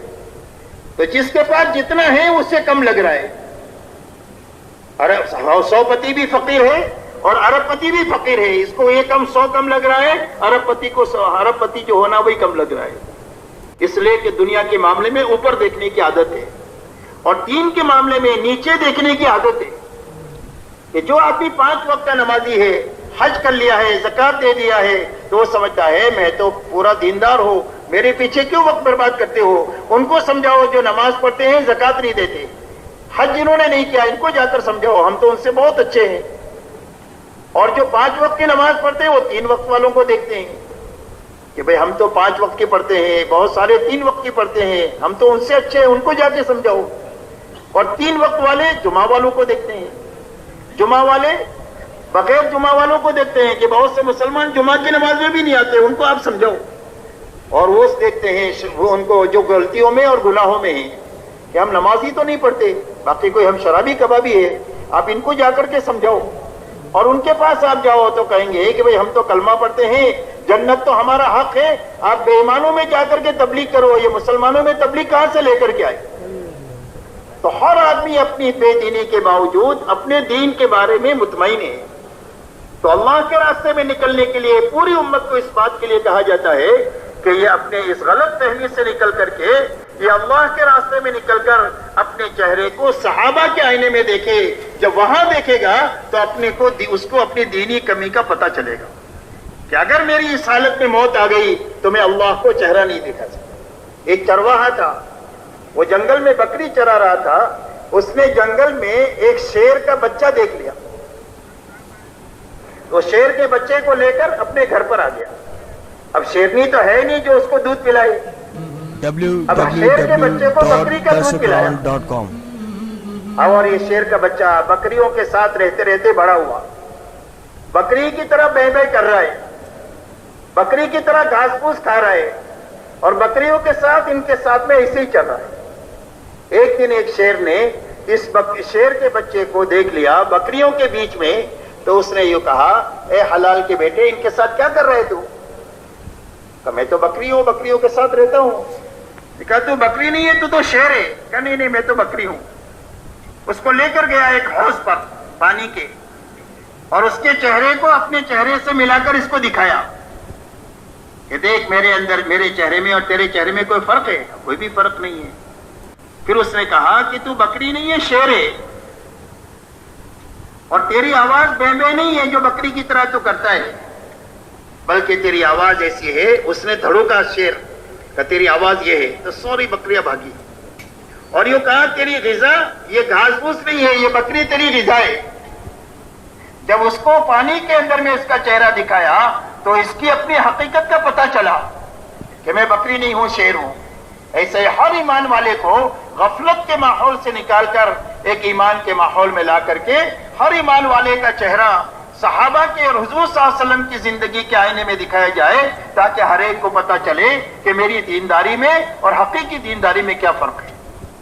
اس لیے میرے دوستو، سارے ایمان والے اس بات کا ارادہ کرو کہ ہم اللہ کے راستے میں پھریں گے، اور سارے ایمان والوں کو انشاءاللہ پھرائیں گے، کہ بھئی سارے تیار ہیں اس کے لیے انشاءاللہ۔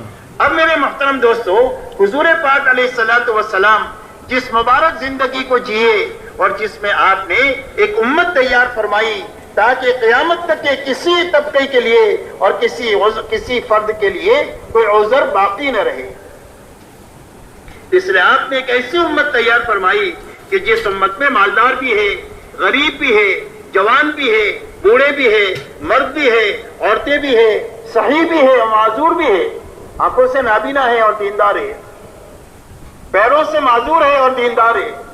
غرض یہ ہے کہ جس سے ایک سوسائٹی بنا کرتی ہے، آپ نے ایک ایسی امت تیار فرمائی کہ جو پوری دنیا کے انسانوں کے لیے قیامت تک کے لیے نمونہ بنے، ایسی ایک جماعت آپ نے تیار فرمائی۔ کوئی یہ نہ کہہ سکے کہ بھئی نبی کے پاس تو وہ روحانی طاقت ہوتی ہے جو عام انسانوں میں نہیں ہوتی، تو نبی صرف دین پر چل سکتے ہیں، عام انسان کیسے چل سکتا ہے؟ تو قیامت تک کسی کے لیے کوئی عذر باقی نہ رہے، اس کے لیے آپ نے ایک ایسی جماعت تیار فرمائی کہ جو قیامت تک کے آنے والے انسانوں کے لیے نمونہ ہیں، اور آپ نے یہ فرما کر کے ما انا علیہ واصحابی، جس پر میں اور میرے صحابہ ہیں، قیامت تک کے لیے معیار حق اب آپ کی زندگی ہے اور آپ کے صحابہ کی زندگی ہے۔ اب حضور پاک علیہ الصلوۃ والسلام جس مبارک زندگی کو جیے اور جس کے لیے پوری ایک امت کو تیار فرمایا، اس کی سب سے پہلی بنیاد لا الہ الا اللہ محمد الرسول اللہ ہے۔ کہ آدمی کی زندگی میں دین آ نہیں سکتا ہے ایمان کے بغیر، اور اللہ کی ذات اور صفات کے یقین کے بغیر، اور اللہ کے وعدے اور وعید کے یقین کے بغیر۔ اس لیے سب سے پہلی بنیاد جس پر آپ نے پوری امت کو اٹھایا ہے، وہ ایمان کے سیکھنے پر اور اللہ کے یقین کو اپنے دل میں پیدا کرنے پر، کہ ہر ایمان والے کے دل کا یقین یہ بنے کہ اللہ خالق ہے، اور اللہ کے علاوہ جو کچھ پوری دنیا میں ہے وہ سارا مخلوق ہے، یہ بنی ہوئی چیزیں ہیں، اللہ نے بنائی ہے۔ اور مخلوق کے بارے میں اللہ کا فیصلہ ہے لا یملک نفعا ولا ضرا ولا موتا ولا حیاتا ولا نشورا، کہ اللہ کا فیصلہ مخلوق کے بارے میں یہ ہے کہ چاہے چوٹی ہو، چاہے جبرائیل امین ہو، چاہے قطرہ ہو، چاہے سمندر ہو، چاہے ذرہ ہو یا پہاڑ ہو، چاہے 1 روپیہ ہو یا لاکھوں اربوں اور خربوں ہو، ان سارے نقشوں کے ہاتھ میں نہ کسی کو نفع پہنچانا ہے اللہ کے ارادے کے بغیر، اور نہ کسی کو نقصان پہنچانا ہے، اور نہ کسی کو مارنا ہے، اور نہ کسی کو زندگی دینا ہے، اور نہ کسی کو مار کر دوبارہ زندہ کرنا ہے۔ یہ سب کچھ تنے تنہا ایک اللہ ہی کے ہاتھ میں ہے۔ ساری نمرودی طاقت مل کر ابراہیم علیہ السلام کا بال بیکا نہیں کر سکی، پوری فرعونی طاقت مل کر موسیٰ علیہ السلام کی پرورش کو روک نہیں سکی، اور پورے قریش کی طاقت مل کر حضور پاک صلی اللہ علیہ وسلم کو ہجرت کے وقت میں پکڑ نہیں سکی اور آپ کی حفاظت کو روک نہیں سکی، اس لیے کہ کرنے والی ذات صرف تنے تنہا ایک اللہ کی ہے۔ دنیا کے سارے چھوٹے بڑے نقشے احتیاط میں اللہ کے سامنے برابر ہے۔ جس طرح تین مہینے کا بچہ اس کی لاش ہے اور ایک 30 سال کے پہلوان کی لاش ہے، یہ دونوں احتیاط میں جتنے برابر ہے، ایسا ہی چونٹی اور جبرائیل امین علیہ الصلوۃ والسلام یہ دونوں احتیاط میں اللہ کے سامنے برابر ہے۔ اسی لیے اندازہ لگائیں کہ جبرائیل امین علیہ الصلوۃ والسلام اتنے بڑے فرشتے ہیں کہ اگر اپنی اصلی شکل میں آ جائیں تو ان کے پیر ساتوں زمین کے نیچے ہو اور ان کا سر عرش تک پہنچے اور سارے اپنے پروں کو پھیلا دے تو مشرق سے لے کر مغرب کے جنوب تک کے خلا کو پور کر دے.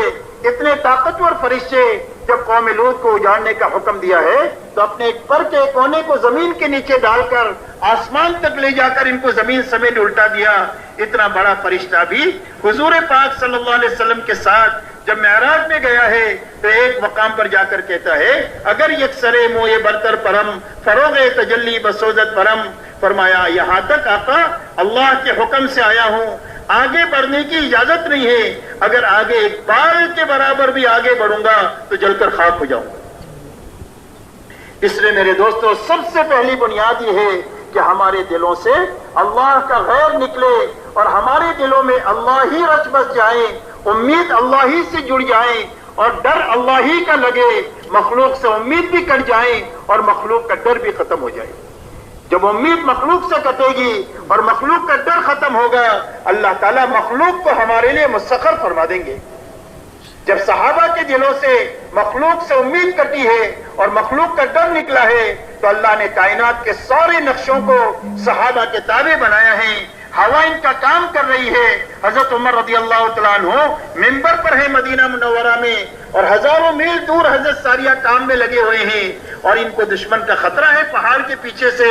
حضرت امیر المؤمنین یہاں سے کہتے ہیں یا ساریہ الجبل یا ساریہ الجبل, اور یہ آواز اللہ نے بغیر کسی ظاہری وسائل کے ان تک پہنچا کر کے ان کی حفاظت کا سامان کر دیا. نیل کی بحر نیل کو حضرت امیر المؤمنین یوں کہتے ہیں, وہ خط بھیج کرتے ہیں کہ بھئی اس خط کو اس میں ڈال دو اور اس میں یہ لکھا کہ اگر اپنی مرضی سے چلتی ہے تو تیری ضرورت آج بھی نہیں ہے کل بھی نہیں ہے, اور اگر اللہ کے حکم سے چلتی ہے تو چل جا. اسی دن سے چل رہی اور آج تک چل رہی ہے. ہواؤں پر, جنگل کے درندوں پر, آگ پر. تو حضرت مدینہ منورہ میں ایک مرتبہ آگ نکلی ایک پہاڑ کی طرف سے.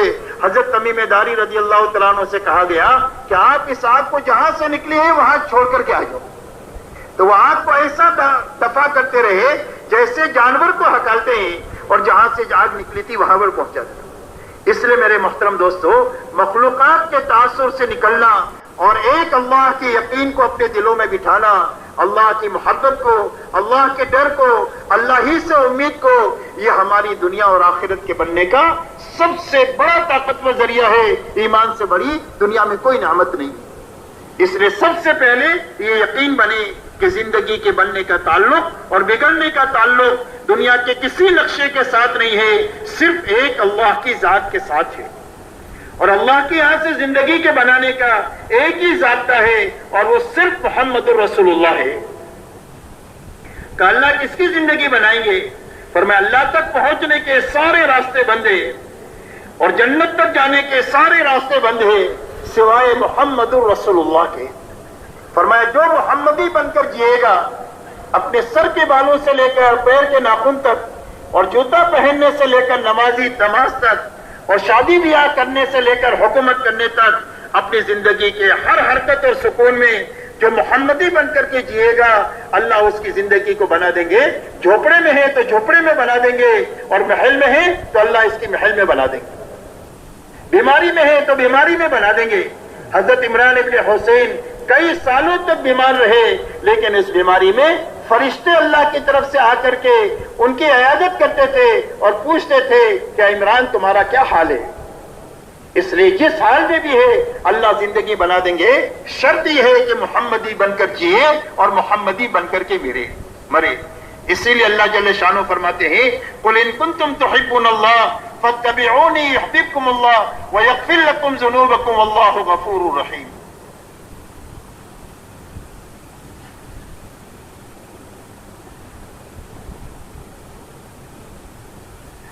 کہ اے ہمارے نبی جی ہمارا شاہی فرمان انسانوں کو سنا دے کہ اگر تمہیں اللہ سے محبت کا دعویٰ ہے تو اس دلیل میں یہ ہے کہ میرے پیچھے پیچھے چلو. اللہ کی محبت کی دلیل ہے حضور صلی اللہ علیہ وسلم کے پیچھے پیچھے چلنا. جب آپ کے پیچھے پیچھے چلیں گے تو اللہ کو آپ پسند ہے اور آپ کی ہر ادا پسند ہے. تو آپ کی نقل اتارنے کے نتیجے میں فرمایا اللہ تم کو اپنا محبوب بنا دیں گے. اس لیے دنیا میں کوئی بھی ولی نہیں بن سکتا آپ کی اتباع کے بغیر. چاہے ہوا میں اڑے اور چاہے آگ پر چلے, چاہے سمندر میں تیرے, تو یہ بہروپیہ تو ہو سکتا ہے لیکن اللہ کا ولی نہیں ہو سکتا. اللہ کا ولی ہونے کا ایک ہی راستہ ہے, وہ حضور پاک صلی اللہ علیہ وسلم کے پیچھے پیچھے چلنا ہے. فرمایا اللہ تم کو اپنا محبوب بنا دیں گے, اور اگر کبھی غلطی ہو جائے گی تو اللہ معاف کر دیں گے, اس لیے کہ اللہ بڑے معاف کرنے والے اور اللہ بڑے رحم کرنے والے ہیں. اس لیے فرمایا اللہ کے نبی صلی اللہ علیہ وسلم کے پیچھے پیچھے چلنا یہ اللہ والا بننے کا راستہ ہے, اور جو اللہ والا بن جائے اللہ اس کے ہو جائے, اور جس کے اللہ ہو جائے پوری دنیا اس کی ہے. اس لیے کہ کائنات کے ہر چھوٹے بڑے ذرے پر اللہ کی چلتی ہے. جب یہ اللہ والا بن جائے گا تو دنیا کا سارا نظام اس کی حمایت میں اور اس کی حفاظت میں چلے گا. اسی لیے حدیث قدسی میں فرمایا من عاد لی ولی فقد آذنتہ بالحرب. فرمایا جو میرے ولی کے ساتھ دشمنی کرے, اللہ تعالیٰ فرماتے ہیں کہ ہمارا اس کے ساتھ اعلان جنگ ہے. یہ ہمارے ولی کو نہیں ستا رہا ہے, یہ ہمارے سے جنگ کر رہا ہے, اور اللہ سے جنگ کر کے کوئی پنپ نہیں سکتا ہے. اس لیے میرے دوستو فرمایا اللہ کی یہاں سے زندگی کی بنانے کا ایک ہی ضابطہ ہے, اور وہ محمد الرسول اللہ ہے. اس لیے سب سے پہلے یہ کلمہ ٹھیک کرنے کی محنت ہے کہ ہر ایمان والے کا کلمہ ٹھیک ہو جائے, یقین اللہ سے جڑ جائے, اور دل کا یقین اللہ سے جڑ جائے, اور 24 گھنٹے کی زندگی محمد الرسول اللہ صلی اللہ علیہ وسلم کے سانچے میں ڈل جائے. اس کی زندگی اللہ ہر حال میں بنا دے گی. اسی کے ساتھ میں ایمان کے بنانے کے ساتھ اللہ کی طرف سے دوسرا اللہ کا جو حق ہے وہ عبادت کا ہے. لا معبود بحق الا اللہ. فرمایا عبادت کے لائق صرف ایک اللہ کی ذات ہے. اس لیے ایمان اور عبادت یہ اللہ کے دو بڑے بڑے حق ہیں. اللہ کے ساتھ کسی کو شریک نہیں کر سکتے, ذات میں بھی نہیں, صفات میں بھی نہیں, عبادت میں بھی نہیں, قسم کھانے میں بھی نہیں, اور نظر ماننے میں بھی نہیں, قربانی کرنے میں بھی نہیں. یہ سارے کام صرف اور صرف اللہ کے لیے ہوں گے. اس لیے اللہ کی طرف سے عبادت کے لائن کے احکامات دیے گئے, مالی عبادت اور جانی عبادت. نماز اور روزے کا تعلق جان سے ہے, زکوٰۃ کا تعلق مال سے ہے, حج کا تعلق جان مال دونوں سے ہے. اس لیے حضور پاک علیہ الصلوۃ والسلام نے پوری امت کو ایمان کی محنت میں لگا کر عبادت کی لائن کو ایسا ٹھیک کیا کہ یہ تصور نہیں ہو سکتا ہے کہ مسلمان ہو اور بے نمازی ہو, مسلمان ہو اور روزہ نہ رکھے, اس کا تصور نہیں ہو سکتا تھا. مسلمان ہو اور زکوٰۃ نہ دے, یہ ہو نہیں سکتا. مسلمان اور حج فرض ہو اور نہ کرے, اس کا تصور آپ کے معاشرے میں نہیں ہو سکتا تھا. اسی لیے ہر ایمان والے نے اپنی نماز ایسی اچھی بنائی, یقین والی, علم والی, علم اللہ کے دھیان والی, اور اللہ کو راضی کرنے والی نیت والی, اور اللہ کے سامنے کھڑے ہونے کے شوق والی, کہ جس کے راستے سے دو رکعات کے ذریعے سے بڑی بڑی مددیں 7ویں آسمان سے اتر جایا کرتی تھی. ایسی جاندار نماز 100% ایمان والوں نے بنائی. جنگل میں ایک ڈاکو نے پکڑ لیا, کہا تجھے قتل کروں گا, تیرا مال لوں گا. کہا مجھے قتل نہ کر لے, مال لے لے. کہا نہیں, قتل بھی کروں گا, مال بھی لوں گا. کہا اچھا 2 رکعت نماز پڑھ لیں. 2 رکعت نماز پڑھی اور اللہ سے کہا یا ودود یا ذو العرش المجید یا فعال لما یرید اسألک بنورک الذی ملأ ارکان عرشک ان تکفینی عن شر ھذا اللص. اللہ کی صفات کو بیان کر کے یہ کہا کہ اللہ اس چور سے مجھے نجات دے دے. تو ایک سوار آیا اور اس نے نیزہ مار کر اس کو ختم کیا. پوچھا تو کون ہے؟ فرمایا میں 4تھے آسمان کا فرشتہ ہوں. جب تو نے یہ دعا مانگی تو آسمان کے دروازے بجنے لگے. آسمان والوں نے کہا اے اللہ ایک مظلوم ہے, اس کی حمایت کے لیے ہمیں مجھے بھیج دے, اور مجھے اللہ نے تمہاری حمایت کے لیے 4تھے آسمان سے بھیجا. دنیا میں بڑی بڑی حکومتوں سے جو کام نہیں ہو سکتا ہے, ایک مسلمان کی 2 رکعات نماز کے ذریعے سے وہ کام ہو سکتا ہے. اللہ نے اتنا بڑا سرمایہ ایمان والوں کو عطا فرمایا ہے. اس لیے نماز کے بنانے کی یہ محنت ہے. ہماری دعوت اور تبلیغ کی محنت میں ایمان اور نماز یہ دونوں بڑی بڑی صفات ہے کہ کلمہ بنے اور نماز بنے, اور علم اور ذکر اس کی تکمیل کے لیے ہے, اکرام مسلم اس کی حفاظت کے لیے ہے, اخلاص اس کی قبولیت کے لیے ہے, اور دعوت اور تبلیغ کی محنت اس کو حاصل کرنے کے لیے اور اس کو پھیلانے کے لیے ہے. اس لیے نماز ایسی بنے جو ہماری پوری زندگی کو نکھار دے, روزہ ایسا اچھا ہمارا بنے جو ہمارے اندر میں تقوی پیدا کر دے اور حرام سے بچنے کی طاقت پیدا کر دے, جب تقوی پیدا ہوگا تو سارے ایمانی صفات تقوی کے راستے سے آئیں گے، اور تقوی کے راستے سے اللہ ایسی جگہ سے روزی دیں گے جہاں سے وہم و گمان بھی نہ ہو۔ اللہ گتھیوں کو سلجھا دیں گے، الجھنوں کو اللہ دور فرما دیں گے تقوی کی برکت سے، اور یہ فرمایا سارے امور کو اللہ آسان فرما دیں گے، اور اگر غلطی ہو جائے گی تو اللہ معاف کر دیں گے، اور اگر نیکی کریں گے تو نیکی کے وزن کو اللہ بڑھا دیں گے۔ قیامت کے دن وزن کے نیکیوں کو گنا نہیں جائے گا بلکہ نیکیوں کا وزن کیا جائے گا، اور نیکی میں کتنا وزن ہو سکتا ہے اس کا اندازہ ہم اس سے لگا سکتے ہیں کہ حضرت عمر بن الخطاب رضی اللہ تعالیٰ عنہ نے حضرت ابو بکر صدیق رضی اللہ تعالیٰ عنہ سے یہ فرمایا کہ اگر آپ اپنی ایک دن کی نیکی جس میں آپ نے حضور صلی اللہ علیہ وسلم کی وصال پر امت کو سنبھالا ہے، اور آپ اپنی ایک رات ہجرت کی نیکی مجھے دے دیں تو میں اپنی اور اپنے خاندان کی ساری نیکیاں دینے کے لیے تیار ہوں۔ نیکی میں اتنا وزن پیدا ہوتا ہے تقوی کی برکت سے۔ اسی لیے قرآن میں حضرت صدیق اکبر رضی اللہ تعالیٰ عنہ کو سب سے زیادہ اللہ سے ڈرنے والا بتایا گیا ہے نبیوں کے بعد میں۔ اس لیے میرے محترم دوستو فرمایا ایسا اچھا روزہ ہمارے اندر اور امت میں زندہ ہو جائے، ہر مالدار اپنی ایک ایک پائی کی زکوٰۃ خوش دلی کے ساتھ نکالے، خوش دلی کے ساتھ، بوجھ نہ سمجھے، اس کو تاوان نہ سمجھے، بلکہ خوش دلی کے ساتھ نکالے کہ میرے اللہ نے مجھے اس لائق بنایا کہ اللہ کا ایک فریضہ میری طرف متوجہ ہوتا ہے۔ یہ بھی ہو سکتا تھا کہ مجھے زکوٰۃ لینی پڑے، اللہ کا احسان ہے کہ جس اللہ نے مجھے زکوٰۃ دینے والا بنایا۔ خوش دلی کے ساتھ ایک ایک پائی کی زکوٰۃ ادا کرے، اس لیے کہ مال کی زکوٰۃ پوری نہیں نکلے گی تو مال پاک نہیں ہوگا، اور اگر مال کی زکوٰۃ پوری نکل گئی تو مال پاک ہو جائے گا، دنیا کی کوئی طاقت اس کو نقصان نہیں پہنچا سکتی ہے، اور یہ فرمایا وہ مال روز بڑھے گا۔ فرمایا جو زکوٰۃ دینے والے ہیں وہی اصل میں مال کے بڑھانے کا گر جاننے والے ہیں کہ مال کے بڑھانے کا راستہ زکوٰۃ کا دینا ہے، اور اسی کے ساتھ حج ایسا اچھا کریں سیکھ کر سمجھ کر، سیمانی حج کی صفات پیدا کر کے کہ جو ہماری 24 گھنٹے کی زندگی کو اطاعت پر کھڑا کر دے۔ یہ اللہ ایمان اور عبادت یہ اللہ کے بڑے بڑے حق ہے، اس کے بعد میں زیادہ تر حقوق اللہ نے آپس کے رکھے ہیں۔ آپس کے حقوق میں آپس کا سلوک اور برتاؤ ہے کہ ہماری معاشرت میں پاکیزگی آ جائے اور ہماری معاشرت میں انصاف آ جائے۔ ایمان والا وہ ہے جو تم میں سب سے اچھے اخلاق والا ہے۔ قیامت کے دن آدمی کے عمل نامے میں سب سے وزنی چیز جو ہوگی اس کے اچھے اخلاق ہوں گے۔ فرمایا اکثر لوگ جنت میں جو جائیں گے وہ تقوی کی وجہ سے جائیں گے اور اچھے اخلاق کی وجہ سے جائیں گے، اور اکثر لوگ جہنم میں جائیں گے وہ زبان کی غلطی کی وجہ سے جائیں گے اور شرمگاہ کی لغزش کی وجہ سے اکثر لوگ جہنم کے اندر میں جائیں گے۔ اور آپ یہ فرماتے ہیں اخلاق کا خلاصہ چند باتوں میں ہے، فرمایا جو تمہارے ساتھ برائی کرے اس کے ساتھ بھلائی کرو،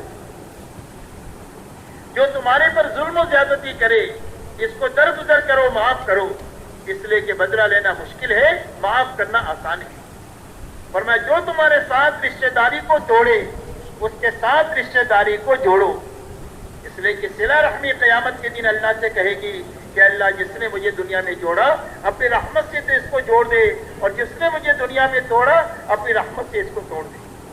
اسی لیے آتا ہے کہ جو آدمی قطع رحمی کے ساتھ اور رشتہ داریوں کو توڑ کر کے زندگی گزارتا ہے، بڑی بڑی راتوں میں شب قدر میں بھی اس کی مغفرت نہیں ہوتی، بیت اللہ جیسے مقام پر جا کر دعا کرتا ہے تو اس کی دعا قبول نہیں ہوتی ہے۔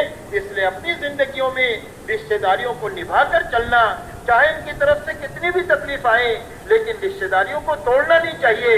بھلے آپ ان سے راہ و رسم نہیں بڑھا سکتے ہیں، کسی وجہ سے تو نہ بڑھائیں، لیکن رشتہ داری کو توڑ کر نہیں جینا چاہیے، دعا سلام ہر حال میں باقی رہنا چاہیے۔ اسی کے ساتھ جو فرمایا جو تمہیں کبھی نہ دے اس کو کھلاؤ پلاؤ، یہ اخلاق اولین اور آخرین کے اخلاق ہے، اور حضور پاک صلی اللہ علیہ وسلم کی زندگی پوری انہی اخلاق کا نمونہ ہے۔ اس لیے آپ نے کبھی اپنے لیے کسی سے بدلہ نہیں لیا، ہاں اللہ کے حکم میں کسی نے کوتاہی کیا تو اس سے قصاص لیا گیا، لیکن اپنی تکلیف پر کبھی آپ نے کسی سے بدلہ نہیں لیا۔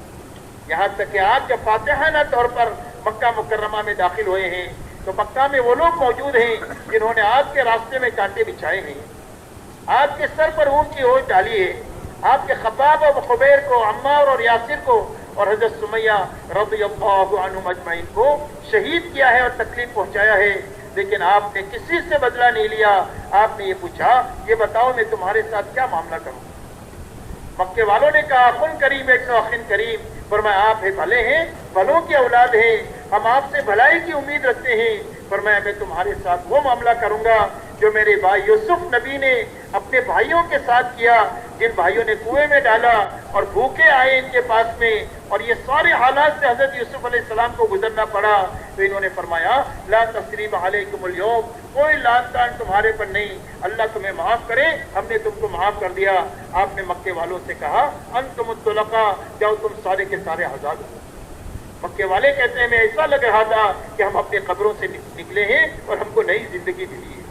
اس لیے آپ نے ایسی اخلاقی زندگی انسانوں کے سامنے پیش کیا جس کے نتیجے میں دشمن دوست بن گئے, اور جان لینے کے جو در پہ تھے وہ آپ کے نام پر جان دینے والے بنے. اس لیے ایسی اخلاقی زندگی اپنی بنانا کہ ہماری زندگی سے کسی کو تکلیف نہ پہنچے, ہر ایک کو ہمارے سے راحت پہنچے, ہمارے گھر والوں کو, ہمارے پڑوسیوں کو, ہماری مسجد وال جماعت کو, ہمارے محلے والوں کو, ہمارے شہر والوں کو, اور پوری دنیا میں کسی بھی انسان کو, چاہے ایمان والا ہو یا بے ایمان ہو, اس کو ہماری ذات سے تکلیف نہیں پہنچنا چاہیے, سب کو راحت پہنچنا چاہیے اور سب کو ہمارے سے نفع پہنچنا چاہیے.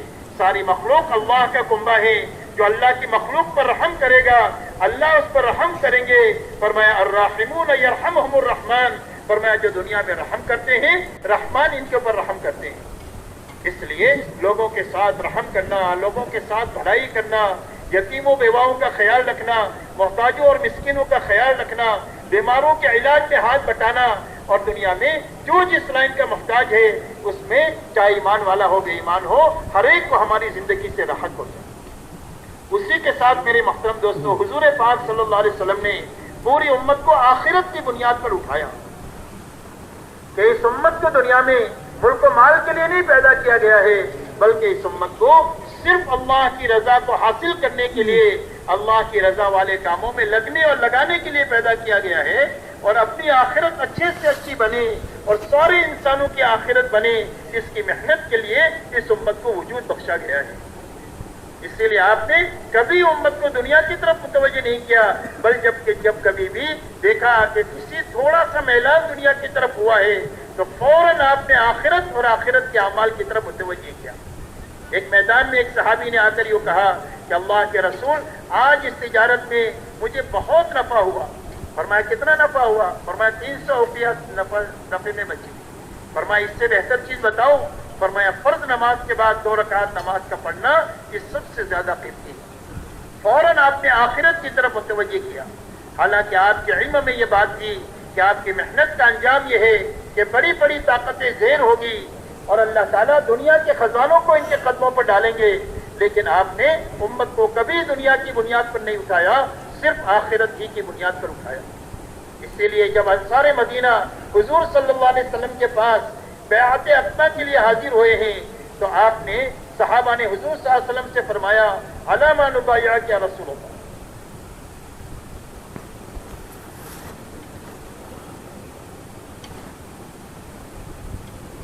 کہ اللہ کے نبی ہم کس چیز پر بیعت کریں, یعنی آپ کے دامن تھامیں گے تو ہم کو کیا کرنا ہوگا, کیا ہمارے کام ہوں گے؟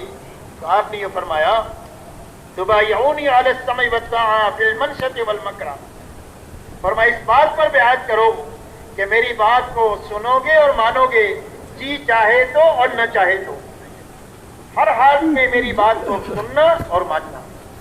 والنفق فی العسر والیسر, دین کے لیے خرچ کرو گے, تنگی کی حالت ہوگی تو اور فراخی کی حالت ہوگی, ہر حال میں دین کے لیے خرچ کرو گے, اس پر بیعت کرو. وعلی الامر بالمعروف والنہی عن المنکر, بھلائی کو پھیلانے کا کام کرو گے اور برائی کے مٹانے کا کام کرو گے, اس پر بیعت کرو. وعلی ان تقولوا فی اللہ حق لا تخافوا فی اللہ لومۃ لائم, فرمایا حق بات کہو گے اور حق طریقے سے کہو گے اور کسی کی ملامت سے ڈرو گے نہیں, فرمایا اس بات پر بیعت کرو. اور یہ فرمایا وعلی ان تمنعونی کما تمنعون انفسکم واولادکم وازواجکم, فرمایا جب تمہاری دعوت پر میں مدینہ منورہ میں آ جاؤں اور سارا عرب تمہارا دشمن ہو, اس وقت میں میری حفاظت کے لیے وہ تمام وسائل اختیار کرو گے جن وسائل سے تم اپنی عورتوں کی اور بچوں کی حفاظت کریں۔ ایک صحابی کھڑے ہوئے اور یہ فرمایا، اللہ کے نبی اگر یہ سارے کام ہم پورے کریں گے تو ہم کو کیا ملے گا؟ حالانکہ آپ کے علم میں یہ بات تھی کہ بڑی بڑی طاقتیں اور ان کے خزانے زیر ہو کر ان کے قدموں میں آئیں گے، اسی لیے آپ نے سراقہ ابن مالک کو جب بے بسی اور بے کسی کی حالت میں آپ ہجرت کے سفر پر تھے اور وہ آپ کے قریب پہنچ گیا تو آپ نے یہ فرمایا، سراقہ اس وقت میں تیرا کیا حال ہوگا جب کسریٰ کے کنگن تیرے ہاتھ میں ہوں گے۔ لیکن آپ نے ان کو ملک و مال کی بنیاد پر نہیں اٹھایا، بلکہ آپ نے یہ فرمایا وَلَكُمُ الْجَنَّةُ، اللہ تعالیٰ اس کے بدلے میں تم کو جنت دیں گے۔ اس لیے آپ نے پوری امت کو آخرت کی بنیاد پر اٹھایا۔ اب میرے محترم دوستو، یہ مبارک زندگی ہماری اپنی ضرورت ہے، ہمارے گھرانے کی سب سے بڑی ضرورت ہے، اور ہماری برادری اور ہمارے ملک کے ایک ایک بچے کی اور پوری امت کی اور انسانیت کی سب سے بڑی ضرورت ہے، اس لیے کہ امت جن حالات سے دوچار ہے اور جن پریشانیوں میں اجتماعی طور پر گھری ہوئی ہے اس سے نکل نہیں سکتی ہے، اور انسانیت جس تباہی کی طرف تیزی کی طرف جا رہی ہے اس تباہی سے بچ نہیں سکتی ہے اس مبارک زندگی کے بغیر جس کو حضور پاک صلی اللہ علیہ وسلم لے کر دنیا میں تشریف لائے۔ انسانیت کا مسئلہ قرن اول میں اسی زندگی سے حل ہوا ہے، آج بھی اسی زندگی سے حل ہو سکتا ہے، اور قیامت تک امت اور انسانیت کے مسائل کا حل صرف اس مبارک زندگی کے اپنانے میں اور اس کو عام کرنے میں ہے۔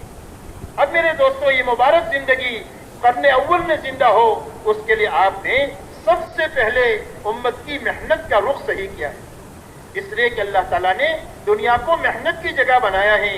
آج دنیا میں جتنی دنیاوی ترقیات نظر آ رہی ہے، تیز رفتار ہوائی جہاز دنیا میں بنے ہیں، تیز رفتار ٹرینیں بنی ہیں، تیز رفتار گاڑیاں بنی ہیں، کھانے پینے کے لامحدود وسائل، بہت سارے وسائل جو ہے وہ بنے ہیں، ان سب کی بنیاد انسانوں کی محنت ہے، اور انسانوں کی محنت کا یہ ثمرہ ہے۔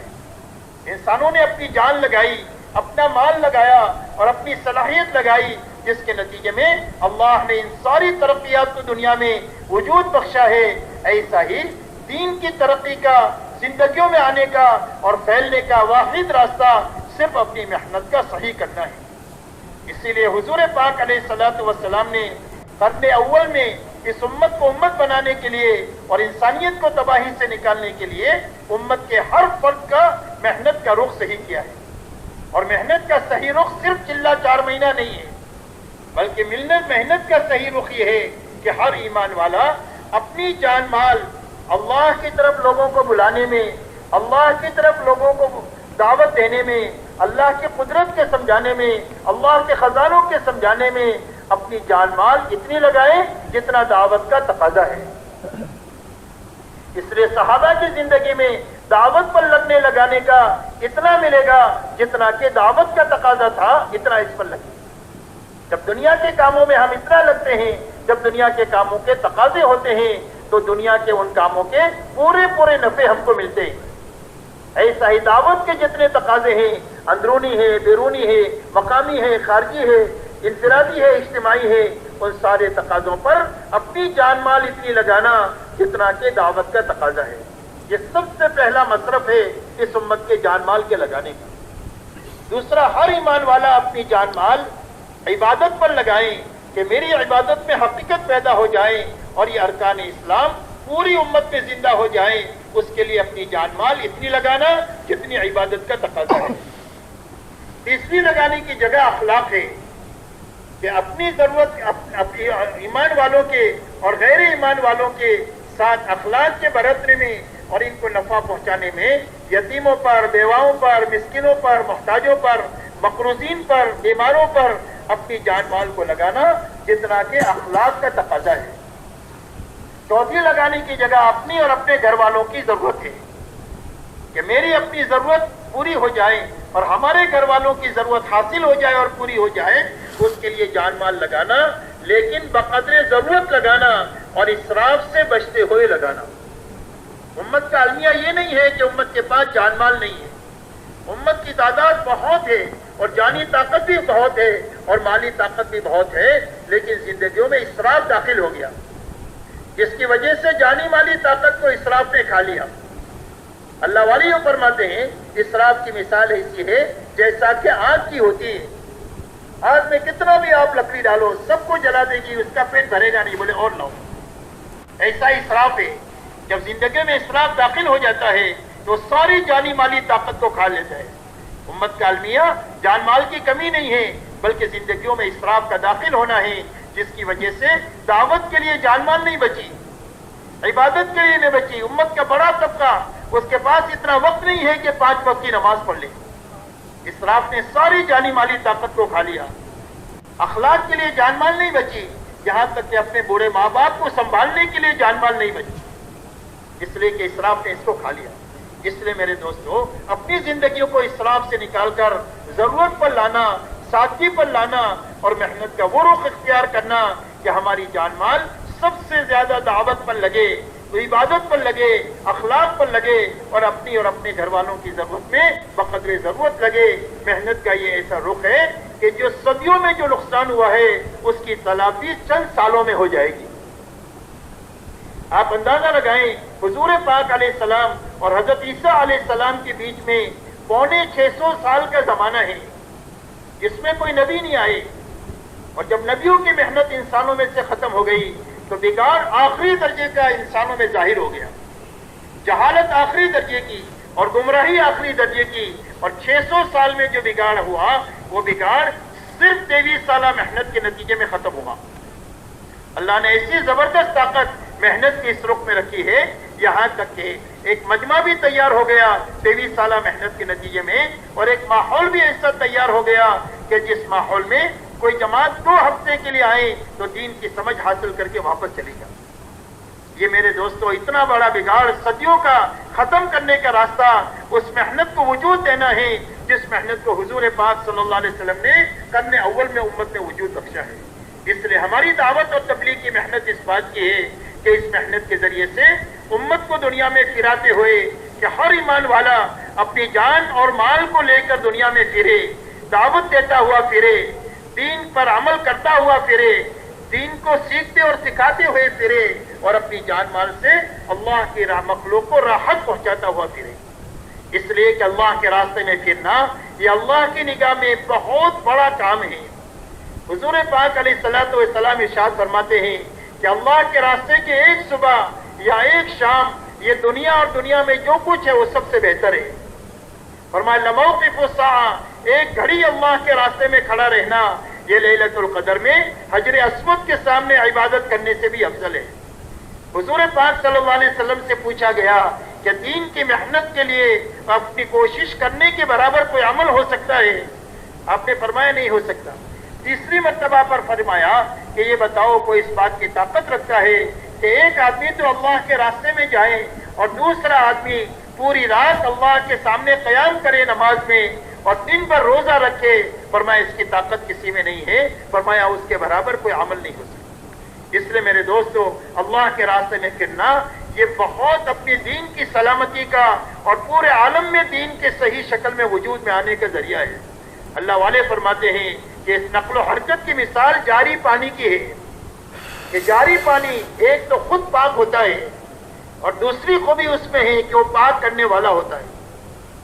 خود پاک ہے اور کوئی آدمی ناپاک اس میں نہا لے گا تو پاک ہو جائے گا۔ گندا کپڑا آپ دھو دیں گے تو کپڑے کو پاک کر دے گا اور پانی ناپاک نہیں ہوگا۔ جاری پانی کی یہ خوبی ہے، پاک بھی ہے پاک کرتا بھی ہے۔ ایسا ہی اپنی جان اور مال کو لے کر دنیا میں پھرنا یہ اپنے آپ کو اچھا اور نیک بنانے کا راستہ ہے اور پورے عالم کو اچھا بنانے کا راستہ ہے۔ امت جب تک پھرتی رہی نیک بھی رہی اور ان کے ہاتھوں نیکی دنیا میں پھیلتی رہی اور کروڑوں کروڑوں لوگ اجتماعی طور پر غلط زندگی چھوڑ کر کے صحیح زندگی کی طرف آتے رہے، اور جب امت میں سے پھرنا کم ہو گیا تو اس کے نتیجے میں ہمارا دین بھی متاثر ہوا اور انسانیت کا اجتماعی طور پر دین کی طرف آنا بھی رک گیا۔ اس لیے میرے محترم دوستو، دعوت اور تبلیغ کے ذریعے سے ایک ایسا مجمع امت میں سے تیار کرنا ہے کہ جس کی زندگی میں محنت کا وہ رخ قائم ہو جائے جو رخ حضور صلی اللہ علیہ وسلم نے قرن اول میں زندہ فرمایا ہے۔ جب ایک مجمع ایسا تیار ہوگا تو اللہ اس مجمع سے وہ کام لیں گے جو کام اللہ نے صحابہ سے لیا ہے۔ اگر یہ مجمع تھوڑا ہوگا اللہ اپنے لشکروں کو ان کے ساتھ کر کے زیادہ کر دیں گے، اور اگر یہ کمزور ہوگا تو اللہ اپنے قوت ان کے ساتھ کر کے ان کو قوی بنا دیں گے، اور اللہ ان سے انسانیت کی ہدایت کا اور انسانیت کی بھلائی اور بہتری کا کام اللہ ان سے لیں گے، اور ان کی صدیوں تک آنے والی نسلوں کو اس محنت کے راستے سے ان کو نوازیں گے۔ آپ اور ہم دیکھیں کہ صحابہ کو اللہ نے نوازا ہے، اور صدیوں تک ان کے اولاد میں بہار آپ کو ملے گی محنت کا یہ صحیح رخ، اپنی صدیوں تک اپنی نسلوں کو چمکانے کا یہ رخ ہے۔ اس لیے میرے دوستو، آج کے دن یہ پورا مجمع اپنی پچھلی زندگی کے اوپر تو اللہ کے سامنے معافی مانگے، اور آئندہ زندگی کے بارے میں یہ عزم کریں کہ ہمیں محنت کا وہ رخ اپنی زندگی میں قائم کرنا ہے کہ جس رخ کو حضور صلی اللہ علیہ وسلم نے پہلے دن امت میں چلایا ہے، کہ بھئی پورا مجمع اس کے لیے تیار ہے۔ اب میرے محترم دوستوں، پوری زندگی محنت کے اس رخ پر چلنا ہمارے لیے آسان ہو، اس کے لیے ہمیں ایک معتدل وقت ایسا اچھا گزارنا پڑے گا کہ جس کے راستے سے ہمارے دلوں کا رخ صحیح ہو جائے اور ہمارا فکر صحیح ہو جائے۔ جب تک دل کا رخ صحیح نہیں ہوگا، جب تک زندگی اللہ منزل کے قریب نہیں ہوگی، اللہ کے اور جنت کے۔ ایک آدمی کا گھر اس طرف ہے اور اس کا رخ اس طرف ہے، کہ جتنا دوڑے گا اتنا منزل سے دور ہوگا۔ اور اگر آدمی کا رخ ادھر ہے جدھر گھر ہے، گھر بھی اس طرف ہے، رخ بھی اس طرف ہے، تو ہوائی جہاز سے جائے گا تو بھی پہنچ جائے گا،